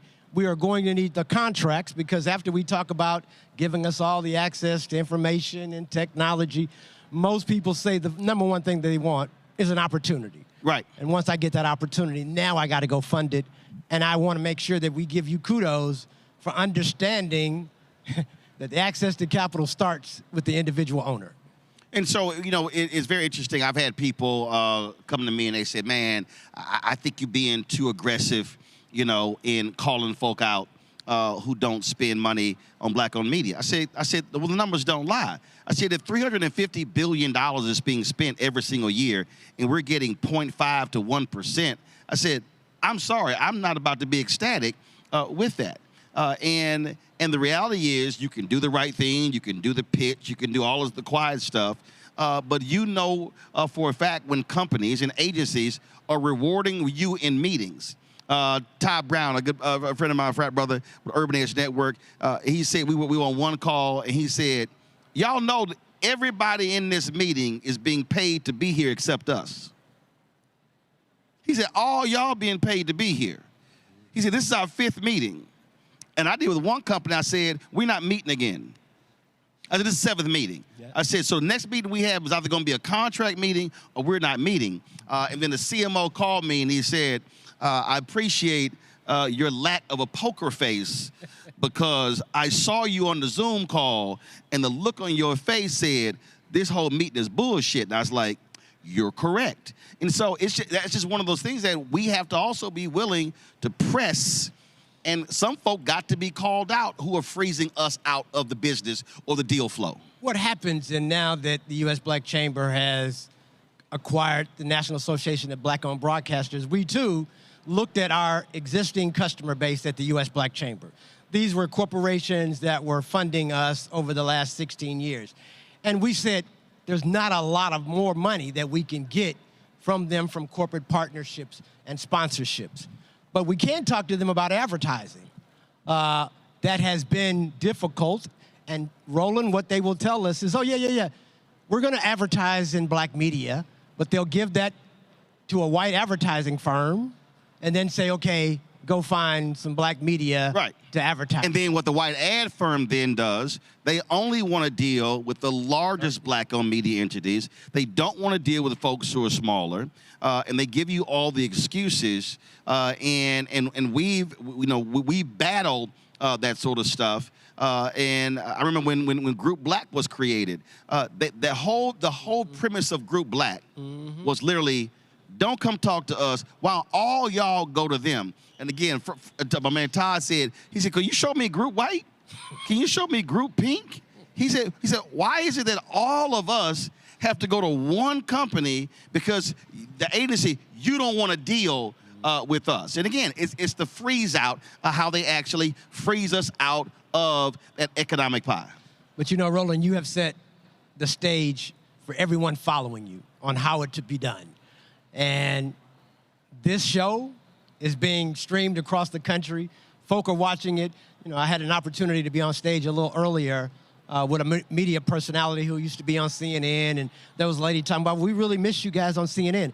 And I was like, you can still find those same individuals just on different platforms, but you got to do a little bit of work. And when we do that work, mainstream America, mainstream media is starting to lose that audience. Oh, big time. And so now they are starting to say, okay, well, this economy is definitely out there. How can we now make sure that we're not going to lose going forward? And so understand that we applaud you for what you're doing. Obviously, you know about the U.S. Black Chamber's now relationship with Black radio, Black TV, and Black broadcasters. And so, man, again, thank you for what you're doing. You're making our lives a little bit easier to be able to tell our story. Well, we're just in a situation now where I talk about the ecosystem because if you do not have a place to get your story told, to control your narrative, then you're hoping and begging somebody else covers you. And that ain't going to happen now, especially what we see happening with linear television, with these broadcast networks, these cable networks. We see the explosion of podcasting and digital media. And so all these things are happening. But the last thing I want to talk to you about is, and I've been making this point as well, and I say this to black-owned media, even in other fields, we've also got to be say we got to stop operating in silos, meaning how do partnerships get formed? How do joint ventures get formed? When I started this, I went to every major black media company and not one wanted to partner. Now, what I'm doing, none of them do. So it wasn't like I was bringing something that you already do. And I said, you already have relationships, you already have advertisers, you already have the entire back end, but you're not doing this. Here's an opportunity for you to be able to sell additional units. And it was a variety of things. Well, no. And I was like, okay, I'm going to do this. Just letting y'all know. Yeah. But the whole point was we could get there faster if we were partnered. And that, to me, is also an issue that black firms have to recognize. You can still own your business, but you can create joint ventures, because if you as a singular individual can't compete, you as a singular can't compete, but the two of you together or adding two more can actually compete for that much larger contract. The other thing I want to talk about in reference to contracts, I want your audience to understand this, because a lot of people are concerned now that the federal government is walking back a lot of its diversity, equity, and inclusion. And so for the folk that are watching, understand that the federal government spends $960 billion a year. Of that $960 billion, $640 billion is available for businesses like yours, like mine, to be able to participate and compete for. But of that, historically, we've been able to compete for somewhere around 11%. What we have heard, though, is that is the minority spend. But when you start to disaggregate that spend, you'll find that black businesses in general get a very small piece of even that minority spend. Less than 2%? 1.5%. But understand that that 1.5% represents about $10 billion. Right. So we've got to start to say, okay, if we can get from 1.5% to 3%, that's $20 billion. And that $10 billion that happened under Biden-Harris. Correct. So there was an upward trajectory of those contracts. Actually, when Obama was in office, his first term, the goal was 5% for minority spend. He surpassed that and did 7%. His second term. That was minority spend. That was minority What was spend. the black spend? I'm going to get there. See, I don't care about the M. Yeah. I care about the B. But until I'm the same way. And that's why I'm going to make this real clear to your audience. His second term, the goal was 7%. He surpassed that and did 9%. Now you got Joe Biden running for office, and he said, hey, I'm going to increase the spend from 11% to 15%. And I said exactly what you said. Hey, Joe, that's great, but that's not what I'm interested in. I think he made that. I think he said that when we were in Tulsa. In Tulsa, Oklahoma. And so I put a tweet out. And I got a phone call from one of the black folks in the White House who was mad as hell. And I said, why are you calling me? And I brought up black-owned media, federal government. I brought up several things. And, well, man, I said, no. I said, I need you to understand here. I am not talking about more contracts for minorities and women, because the W is actually white women. I said, I'm talking about black people. You were in Tulsa. That was black people. That was black people. And they backed off. I said, but I want y'all to be real clear who I'm talking about. You and I both. And what we heard is that under Biden, first year was 1.5%. Second year was 1.51. Third year, 1.55. And before he left, it was at 1.61. So there was some movement under the previous administration. But it takes intentionality. Right. It takes transparency. And most importantly, it takes accountability. And here's the problem we have right now. They're not tracking numbers. They won't track so you don't even know if it goes up or if it goes down. What we have heard is that this current administration wants to move it back to the 5% total minority spend across all sectors. Total minority spend? Total minority As spend. opposed to? 11 to 15%. So they want to go from 11 to 15% minority spend down to 5. That's where it was when Obama was in office at first, and that's where they said that they'd love to see it stay there. So for all you punk-ass FBA, B1 folks who are running your mouth like that, I ran to this ignorant-ass Omega on Sunday. I was at a golf tournament, and he came up to me, and he said, man, he said, he had he said, I'm a brother. I'm an Omega. I'm one of the black men who voted for Trump. I never saw anything in my life change on the Democrats. I said, why not give him a shot? And I just started lighting his ass up. I started laying out this issue, this issue, this issue. I went all the anti-black stuff. I said, and then I hit the DBA stuff. I said, you do know I said that, first of all, the 2 white men out of Indiana filed a lawsuit that the Trump folk told the judge they want to completely get rid of the federal DBA program. That Omega got real quiet. I said, so I'm confused. What the hell then were you voting for if they want to wipe out all of the contracts? I think many people just are following trends. And if somebody says something that's slick or someone that says something a little bit controversial. Yeah, he's like, well, wait, this stuff I need to know. I said, if your ass watched the show every day, you would know what the hell I'm talking about. Exactly. And I think you got, I hate to say it, you got young people talking to young people and that not experienced many of the challenges. And they say, well, nothing has changed in my life. They weren't here when things were difficult, so they never saw things getting any better. And they've never seen anything worse. Right. Many of them that are under 30 years old or under 40 years old have lived the majority of their life under a Democratic president. So yes, things have been good for them.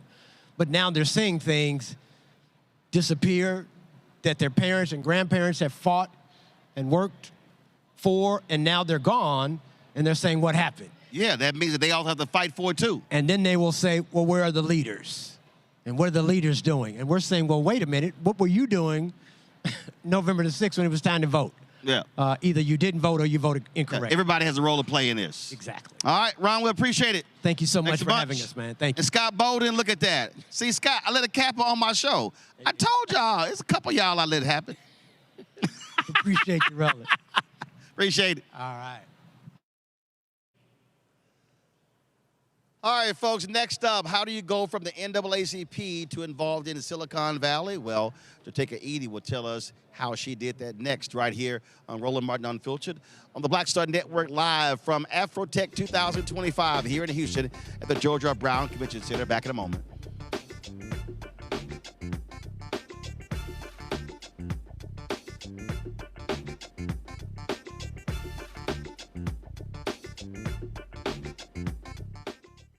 If in this country right now, you have people get up in the morning and the only thing they can think about is how many people they can hurt, and they got the power, that's the time for mourning. For better or worse, what makes America special, it's that legal system that's supposed to protect minorities from the tyranny of the majority.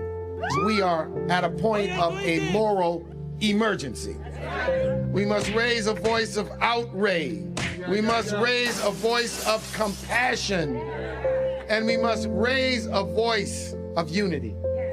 We are not in a crisis of party versus party. We are in a crisis of civilization, a human rights crisis, and a crisis of democracy itself. And guess what? You've been chosen to make sure that those that would destroy, those that would hate, don't have the final say, and they don't ultimately win. Hi, everybody, I'm Kim Coles. Hey, I'm Donnie Simpson. Yo, it's your man Dion Cole from Blackish, and you watch Roland Martin Unfiltered.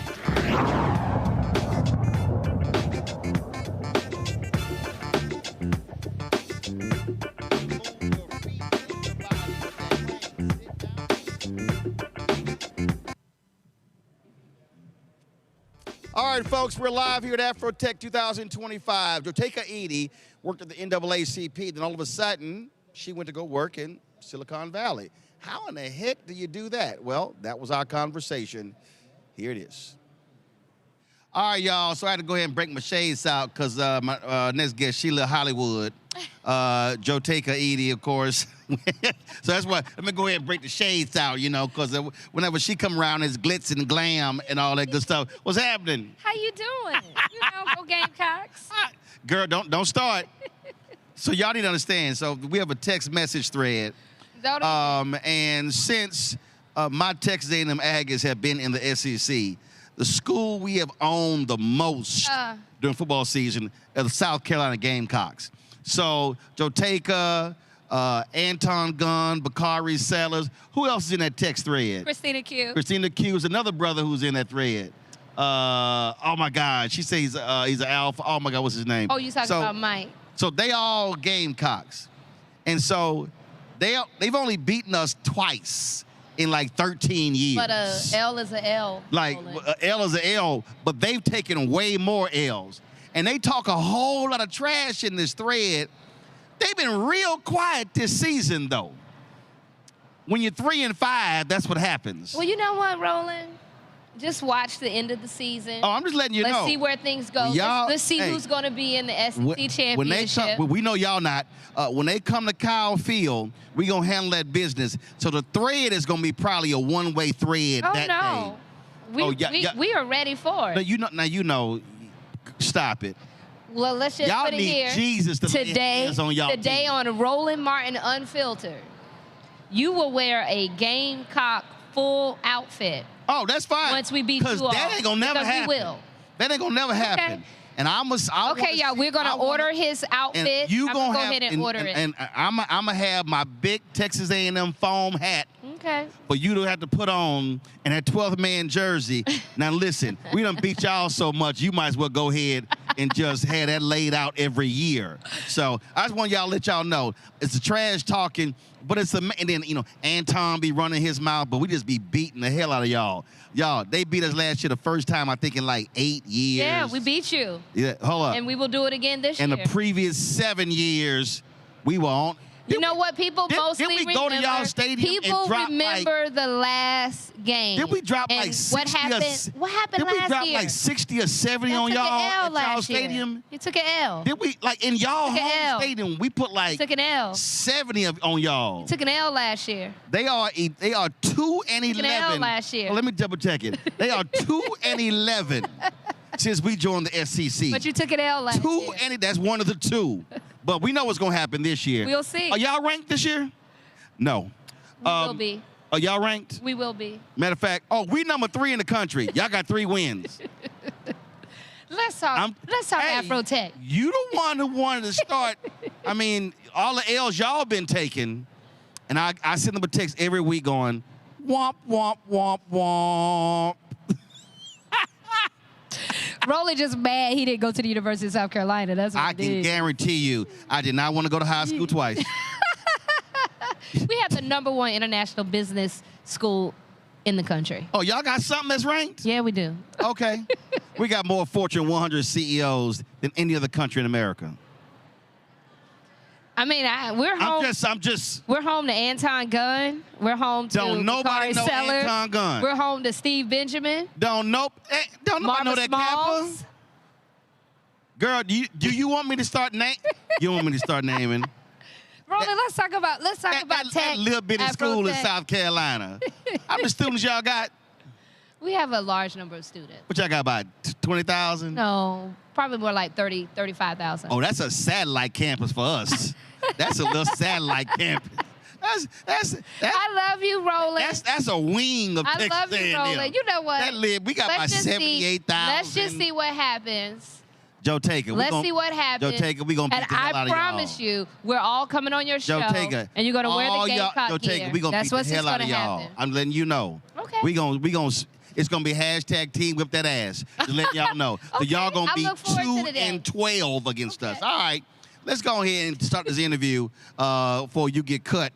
Let's talk tech and activism. So you worked for the NAACP for a long time, and then you made a switch. Why? Ooh, that's a good question. So I know it's good. I asked it. Of course, my friend. So you know what's interesting is that at the time when I left the NAACP, this was 2013, 2014. Just lower the microphone a little bit. There you go. 2013, 2014. And I was very hesitant. And it was a time when Mitch Kapor, Frida Kapor, and Ben had left the NAACP and went into Silicon Valley. Been jealous. And they called me and they said, look, we think you should come into tech. We have companies that market to black and brown communities, have no black employees. They're in a highly regulated or about to be highly regulated industry, which was financial technology. And I was like, whoa, whoa, whoa. I'm doing just fine. I'm doing important work. I'm working on voting rights. I'm doing all this work at the NAACP. And I remember having conversations with Frida Kapor Klein, and she was like, you could do good and do well, and that the industry could use someone like yourself with your skill set. And I still felt like I didn't know how to code. I was much older. I didn't see a reflection of myself. And so when you were thinking of tech, you were thinking the engineering jobs, stuff along those. Reverend Jackson always made a point to say that folk didn't realize 60% of the jobs are not in STEM. Absolutely, and that's what I learned. And so when I got out of my own way and I went into the industry, what I realized was that not only was there a need for me, there was a demand for people like myself, people with my skill set, particularly in financial technology, where the regulatory framework was not even developed. This is at the very launch of the CFPB. And so they needed people who had relationship and understanding of how policy was developed to go in and help guide the policy that was going to dictate the product. Well, you can't have a steady and a reliable product roadmap if you don't have a reliable government or regulatory framework in which you can build your product. Or it's always going to be back and forth, which is not good for business. But then you also saw how the sausage was made and how folk became millionaires and billionaires. Very and much all of a sudden, how investments here and learning about this new company about to launch and folk getting in early as well. So you saw a side of Silicon Valley of tech that most African Americans don't see. They never see. And that's what I learned. A very important word, deal flow. Right. Bob Johnson always said, you have to be in the deal flow. You got to be in the deal flow. If you're in the room and conversations are happening, that's the deal flow that you may not be aware of if you're not at the table in the room. Absolutely, and that's what I learned. And so when I went into tech, I remember having dinner with Tanya Lombard. I remember having dinner with Sonya Lombard, AT&T. Yes, and Mignon Moore. And what they said to me, they said, look, because I went to Tanya, because Tanya, I believe, is a real model for how you can be in corporate America. Because this was new for me to go into corporate America, and I always talked to Mignon. And what they said was, first, learn how to do your job. Then understand how the industry works. And then once you learn how the industry works, then you go back and you make sure that others can understand, and you open as many doors as Donna Brazile always says, remove the hinges from the door. And so it was very important for me when I went into tech to go back and tell all my friends that were on the Hill, in the White House, that was in other civil rights organizations, here, this is an opportunity for us. They need us. They need us not just for the regulatory or government affairs aspect.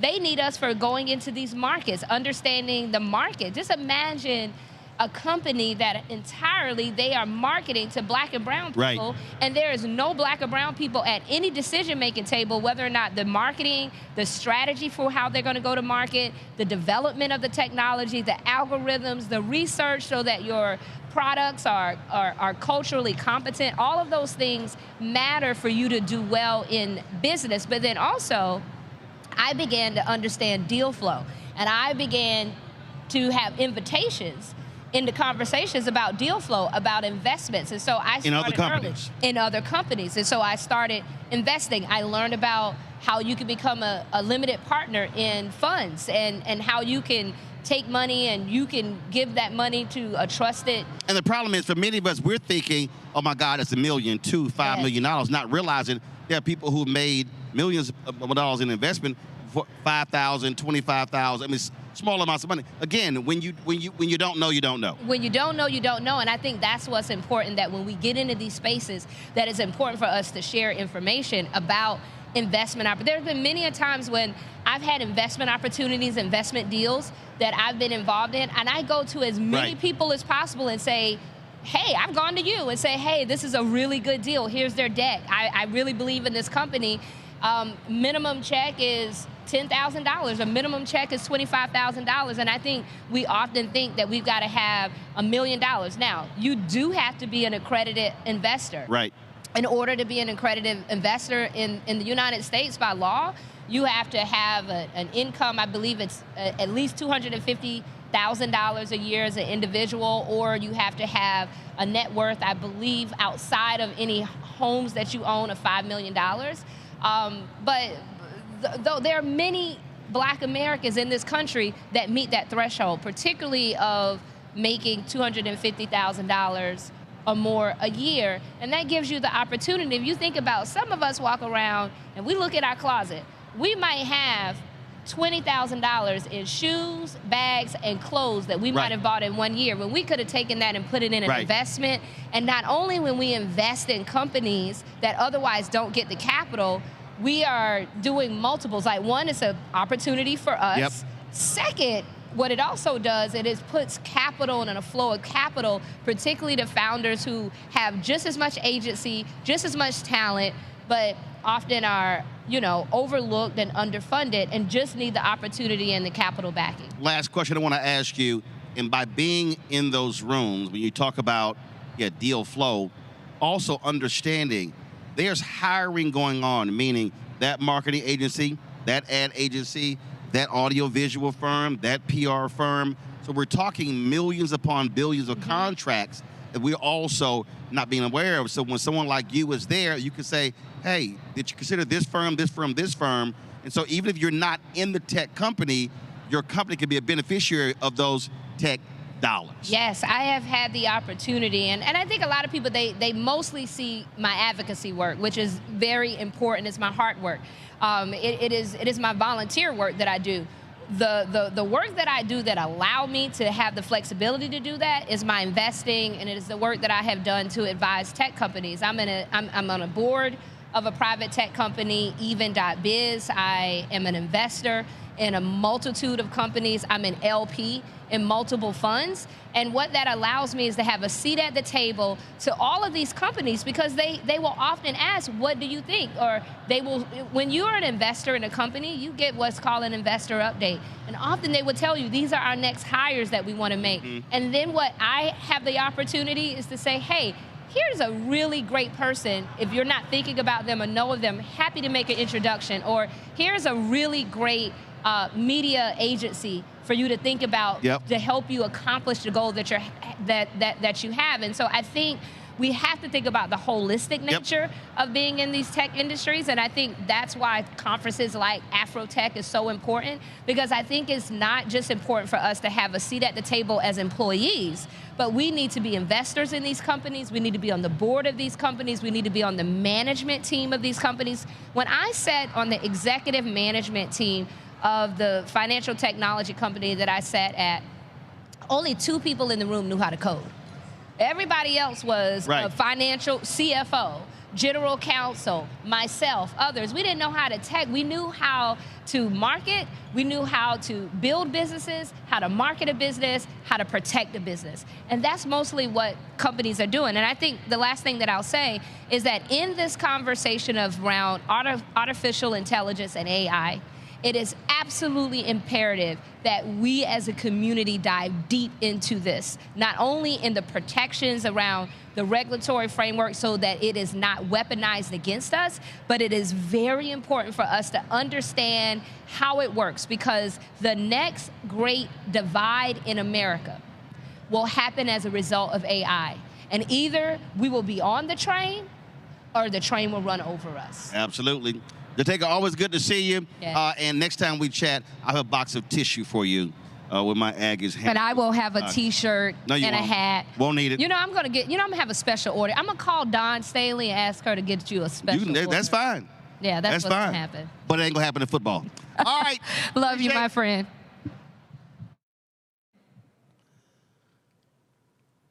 All right, y'all, before I go to break, earlier today, there was a sister. I was going back to the hotel to pick up something, and she saw me. She sprinted across the street. She said her grandmother watches me every day, and later, she FaceTimed my grandmother, and I had a chance to talk with her. And so check this out. Miss Nord, your granddaughter, first of all, the lens was dirty, so she's gonna be sending you a very fuzzy, foggy video, so I had to clean that thing off. Granny, you see how you doing me? So I didn't, my niece is right there, they'll tell you that ain't no different. So I had to sit here and, you know, go ahead and get it straight so you can have a clean video. So I appreciate you watching the show. Every night, she said, he be telling the real news. And she's right.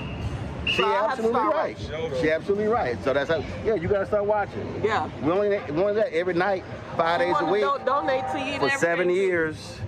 Yeah. So just saying. Should have known. All right. So and we doing a show live over there. Granny, tune in. So you can watch the show live. Yeah. Since you ain't never watched the show. She be telling me Granny, you gotta watch because he be doing the real news. Yes. Unfiltered. Yes, listen to your grandmama. All right, Granny. I did this for you. I ran across the street because I saw him. When she trying to say she almost got hit, run across the street. All right, you take care, keep watching.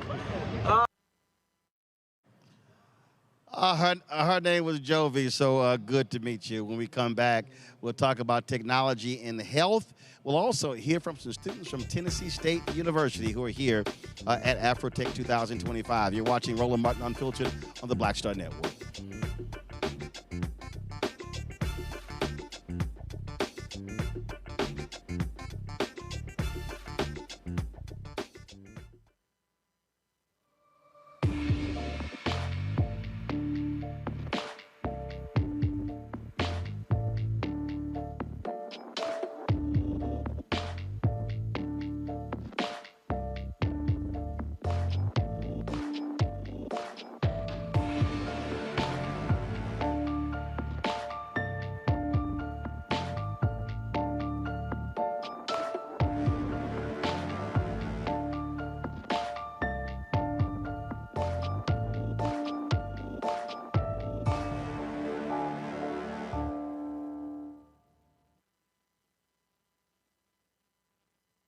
Hi, I'm Jo Marie Payton, voice of Sugar Mama on Disney's Louder and Prouder Disney Plus, and I'm with Roland Martin on Unfiltered.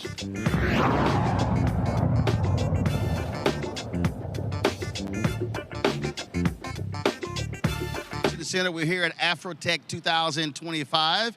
Lots of great conversations going on in so many different areas. And the reality is, when we talk about technology, it impacts every facet of our life. We can talk about automotive, we can talk about finance, we can talk about, I don't care what the subject is, health is also a part of that. And so joining us right now are three folks who work with NAACP in this particular area. And so glad to have y'all here. First and foremost, give us a sense of, first of all, where you're from. Dr. Tony Price, where you from? Good old Atlanta, Georgia. Atlanta, Georgia. Tanisha Sullivan? Boston, Massachusetts. All right then. Chris Purnell, Dr. Chris Purnell? Born and raised East Orange, New Jersey. All right then. And so what is this NAACP effort called Ace Your Health? So Ace Your Health is an opportunity to put partnership and collaboration directly in the core of health and health equity. So NAACP is partnered with Sanofi, and it's our opportunity to gather community insights through traditional surveys, focus groups, to understand community assets and how they impact public policy, and to see how emerging technologies, when done through a gender and racially inclusive lens, can really begin to solve disparities and center health equity in a just and inclusive way. All right, so explain that. Joe Madison used to always say, you got to put it where the ghost can get it. So explain that in a way where an everyday person can understand what you just said. What an everyday person can take away from what I just said. That was the very right? Listen, corporate. What an everyday person can take away from what I said is you have an opinion about what influences and shapes your health in your community.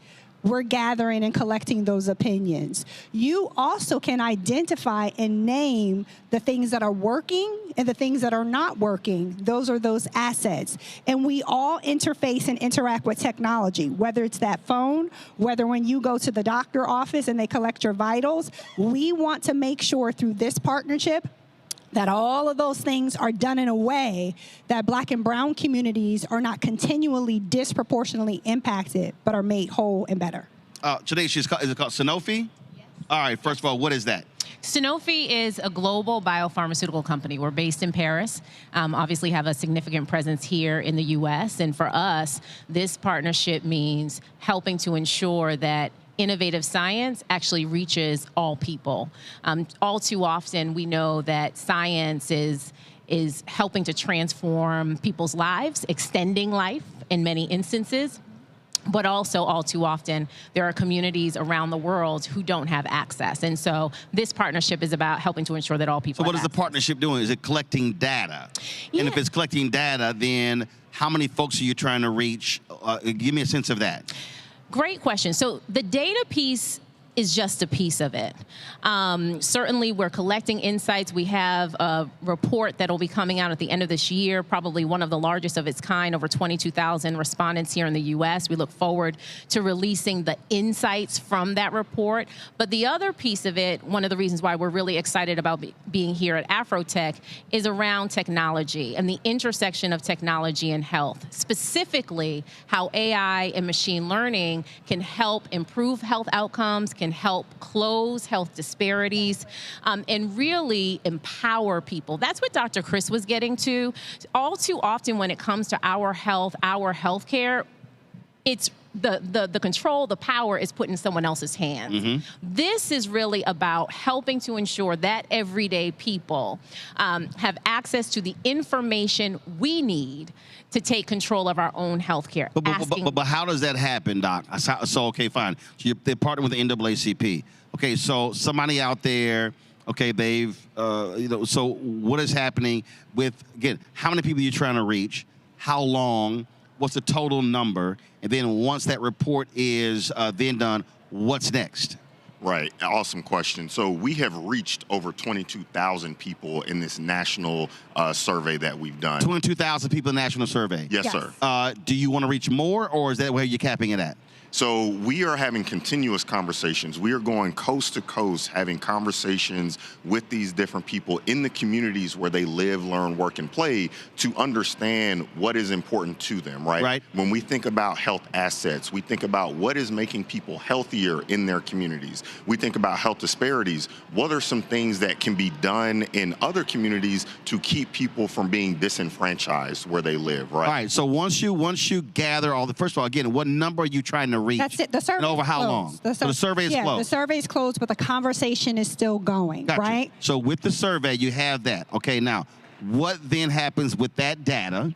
And then what is the next piece to impact the folks who you talk to? So what's next? So as Tanisha was sharing, we're going to take that information and form a comprehensive report. The report will allow Americans to see how did people who live in certain geographic regions answer what is important to their health, whether it was a question around access to healthy and affordable food, whether it was a question around access to green spaces so you could walk, or healthcare facilities. They'll be able to read what the findings and the insights from those findings, and they'll be able to see that data mapped out, right? They'll be able to go to a website, put in a different zip code and say, where I live here in Houston, this is how people are experiencing or understanding the conditions on the ground that are impacting their health. But it goes further, right? We're not only going to have this national report, but we're going to say, how do you tie those assets to solutions, whether it's policy at the local level, policy at the state and federal level, whether it's convening and understanding the assets, the players, the structures, the institutions that matter to your health and well-being. People are going to have their literacy improved, increased, and their advocacy strengthened. So who's doing that? Very good. So again, I get reports. There's a lot of reports. Yeah. No, definitely. And with the report, after that, then what's that next piece then being organized? Because at the end of the day, how does the report impact that first person who's watching or listening, the regular ordinary person who never took the survey? And so, again, what's that next thing? So I think there are a couple of things. I mean, one is certainly an individual agency. Again, helping people, community understand what's working, whether what's working in your community or what might be working in Detroit for someone who's in Flint. And being able to, one, scale the solutions that are working. The other piece, and I think this is a key lever in this relationship, is around the systemic change, the public policy. All too often, our communities are surveyed, to your point, and then reports sit on a shelf. One of the things that we are committed to doing is working together to identify public policy solutions that can help drive systemic and structural change. What does it look like for an organization, for a company like Sanofi, to partner with an organization like the NAACP to drive meaningful, lasting, sustainable change within communities? from a healthcare system, our healthcare system is one of the most complex in the world. And we know that here in the U.S., we are among some of the sickest in the world. I know Dr. Chris and Dr. Tony, as public health leaders, know this all too well. So the question for us with these insights is, how can we use them to inform and drive public policy change, to inform and drive organizational change, and to inform and drive the solutions that are really making a difference? So how are you, so from a company standpoint, we know in terms of media buying and communicating. So as relates to Sanofi, when it comes to Black-owned media, what does that spend annually? How are you beyond the report? How are you communicating with African American community?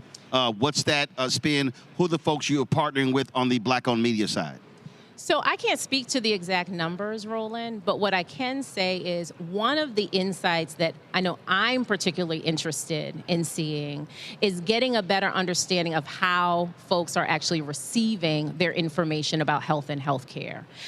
Once we have access to that type of data, then that not only informs kind of where we are sharing information to help empower people as it relates to their health and healthcare, but it also informs who we're partnering with. Yeah, It's one of the reasons why I'm really excited about being able to have this conversation with you today. See, what we know is that for African Americans, we get our information from multiple sources, but there's a greater trust from Black-owned media sources because of the type of information. And one of the things that we've experienced, especially specifically in the pharmaceutical area, that the spend in that area is almost virtually non-existent. And we're talking about we can run the companies down, whether it's J&J, we could talk about Gilead, we could talk about numerous pharmaceutical companies. And so when I'm watching ABC, NBC, CBS, I'm seeing the ads, I'm seeing all these different things, and so that's also, I think, a part of this beyond the survey piece, also where dollars are being spent. So often, and then of course we know with health outcome is a whole bunch of us we're spending on medicine, but then where is that communication piece coming in? That's another part of that. Go ahead. I want to lean into that because I think you're raising an important point that this partnership, and specifically in the NAACP that we've been advocating around, right? So let's put the citizen, the community member back in the center of that. One, we're sharing information back with community so that they can have the power to hold the structures accountable in their local neighborhoods. Right, so but let me finish. But who's doing that? Yes, but because that's the individual, the group. Let me finish that. That's where NAACP local branches are working with national offices. That's where we're working with other community partners. That's where we're sitting at tables with municipalities, sitting at tables with state legislators, sitting at tables with congresspersons. We are deep in that mix, right? This is not just random information, and we see that right now. There is the public erasure of public health data, right? So we have been very integral to ensure that data relating to Black lives, Black and Brown lives, historically marginalized groups, stays in those communities, and communities have access and can understand it. So we're creating a health literacy toolkit. What does all of this mean? What does it mean for me? Right. What does it mean for us collectively? And then we're taking that message to all media, inclusive of Black media. NAACP has deep relationships across media, right? I myself have spoken to a host of media about the opportunities that the Center for Health Equity is doing. That's why we're having this conversation with you today. That's why we're at Afrotech. We're going to continue to take this to where the people are, where community culture is happening, and say, this is what you need to know about health and well-being, and let's advocate together. The thing, Dr. Price, again, we were talking about on this very issue. The reality is you cannot achieve public policy outcomes unless there is an organized and mobilized effort. And so having data is one thing, but doing something with it is another. Right. So one thing that I think we can all agree on is that it's really important to do science with community and not to community. So when we think about this Ace Your Health National Report, one thing that we are doing, and Dr. Chris alluded to this, is we are putting the information back into the hands of the people. When you think about what Tanisha said about whether we're in LA, we're in Detroit, we're in Atlanta, we're in Houston, wherever it is that we are going to make sure that the people have access to the information so they can go to their policymakers, their stakeholders, their shareholders to get this information, to have a voice to make change in their local communities. So when is this report going to be ready? The report will be published as of early 2026. We will have all of the data and the insights ready to share with the communities that participated, first and foremost, right? Because you never survey people and not take information back to them. And then two, to critical stakeholders, whether that's stakeholders in Black community, whether that's stakeholders who are in policy and elected spaces, whether that's stakeholders in industry, right? And so we have a very well thought out plan and strategy how to ensure that we don't widen gaps. And there are huge gaps around data. And that's why we're here today. We believe that Afrotech in and of itself is an engine.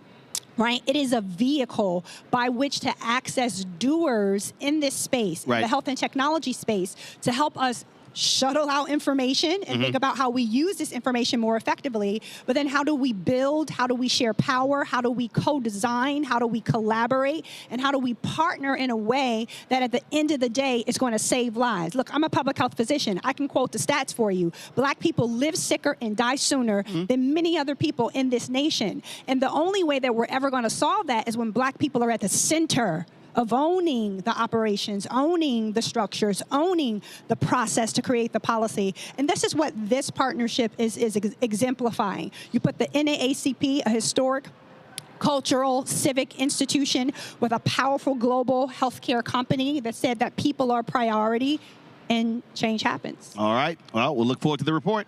Thank you very much. Folks, we'll be right back. Roland Martin Unfiltered right here in the Black Star Network, live from Afrotech here in Houston. Back in a moment.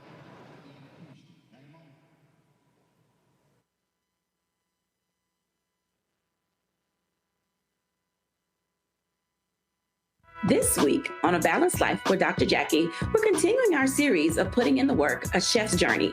Are you an aspiring chef? Someone who already has a business, trying to figure out what your next steps will be, who to talk to, and how to get there? Well, on this week's show, our great guests and wonderful chefs will talk to you about what it means to discover your purpose, your why of being in the kitchen, and then knowing how to put a business together. The menu controls everything. The menu determines everything. But the business plan is where you have to go back to. When you get into the business, at the end of the day, you know, social media and TV, all of that stuff is cool, but you still have to run a business. You still have to be in relationship with people. That's all next on A Balanced Life with Dr. Jackie here on Black Star Network. Hey, what's up, y'all? I'm Devon Franklin. It is always a pleasure to be in the house. You are watching Roland Martin Unfiltered. Stay right here.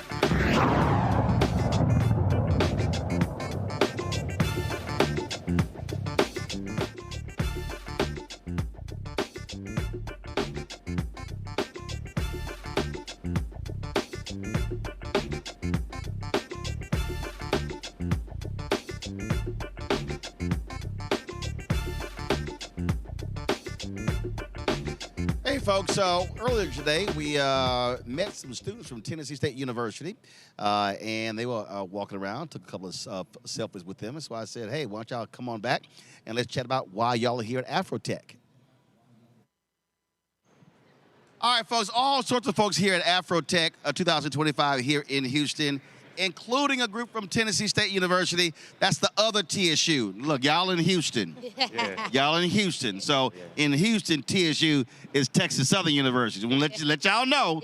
Let y'all know. So first of all, what are y'all doing? First of all, give me your name. What are y'all doing here? What's your group? My name is Alancia Weeks, and our group is called Innovator Entrepreneurship Bootcamp. And what we do is I incubate specifically. We help tech developers validate their business model, base it off of evidence. So when they go out into the economy, they can say, well, this is what it's going to do and not what it could do. And it's also giving them a chance to de-risk because, it's not a lot of money for product development and to skip the valley of death. All right, so all of y'all got different products? I have my What you got? And they're a team. Yeah. Well, what you got? Talking to the microphone. Just talk, baby. Okay, I'm Janai Nichols from Tennessee State. I'm working on a dental device for preventative care and rebuilding enamel. Okay, dental device. That does what? It's for preventative care and it rebuilds enamel. Rebuilds enamel. Yes. Okay, and so what? So what is it, like a guard or something? What is it? Okay. It's a toothbrush. It's a toothbrush. It's not on the market yet, though. Got it. And how long you been working on that? Since August. Okay. All right. Perfect. And my name is Joel Carrasquillo, current senior at Tennessee State University. I'm also joined by my teammates, Cameron and Maria. And we're working on basically like helping identify, solar panels that need to be rebuilt and refixed and market on the market. Gotcha. And how's that been going?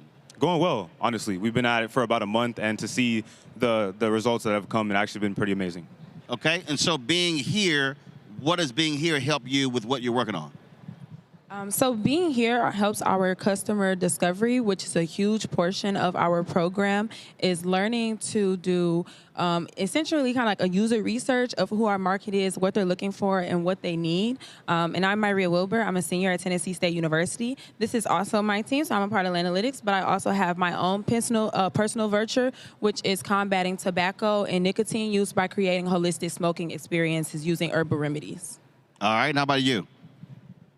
My name's Cameron Shaw, senior computer science major at Tennessee State University. And I just wanted to share some wise words, always You be ain't obsessed. working on nothing. You just got to share some wise words. Yeah, I'm with he ain't working. He like, I'm just going to share some wise words. I ain't working on nothing. Man, y'all already heard the product. Cam keeps us Yeah, I'm with Landlytics GIS monitoring system, Okay, see? Yeah, and the wise words was really just to be obsessed with the problem and not the solution, And that's basically what iCorp's about. Customer discovery, going out there, seeing the problem, really digesting it, and adapting from there and learning what the customer truly wants. How long has the boot camp been around? The boot camp's been around for 2 years now. Got it.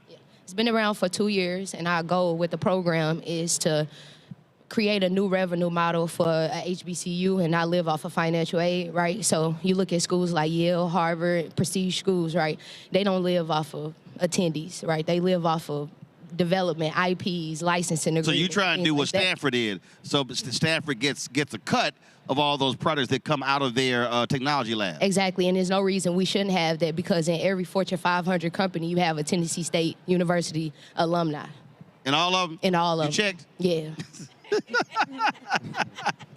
The real T issue. It's the other T issue. Don't get cut in Houston. Well, all right. Well, good luck with it. Hope y'all enjoy the conference. Thank you. Thank you so much, man.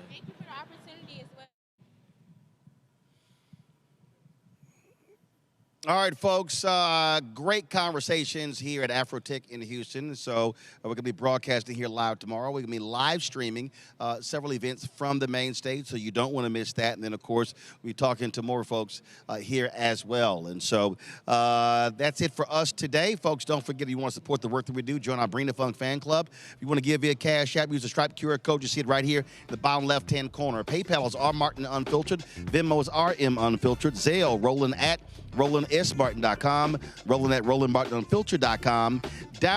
We could also, of course, check some money order.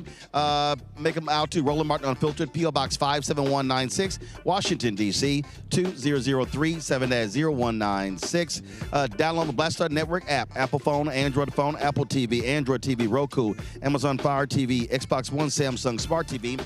Be sure to get a copy of my book, White Fear, How the Browning of America is Making White Folks Lose Their Minds, available at bookstores nationwide. Get the audio version on Audible. Be sure to get our Black Star Network, Roland Martin Unfiltered swag by going to shopblackstarnetwork.com. T-shirts, mugs, you name it, we got it all there. Also, you see the Black-owned products that are on my news desk in D.C. All of those products you can get at shopblackstarnetwork.com. Skincare products, you got relishes, sauces, crossword puzzles, backpacks, all sorts of things. Go to shopblackstarnetwork.com, shopblackstarnetwork.com.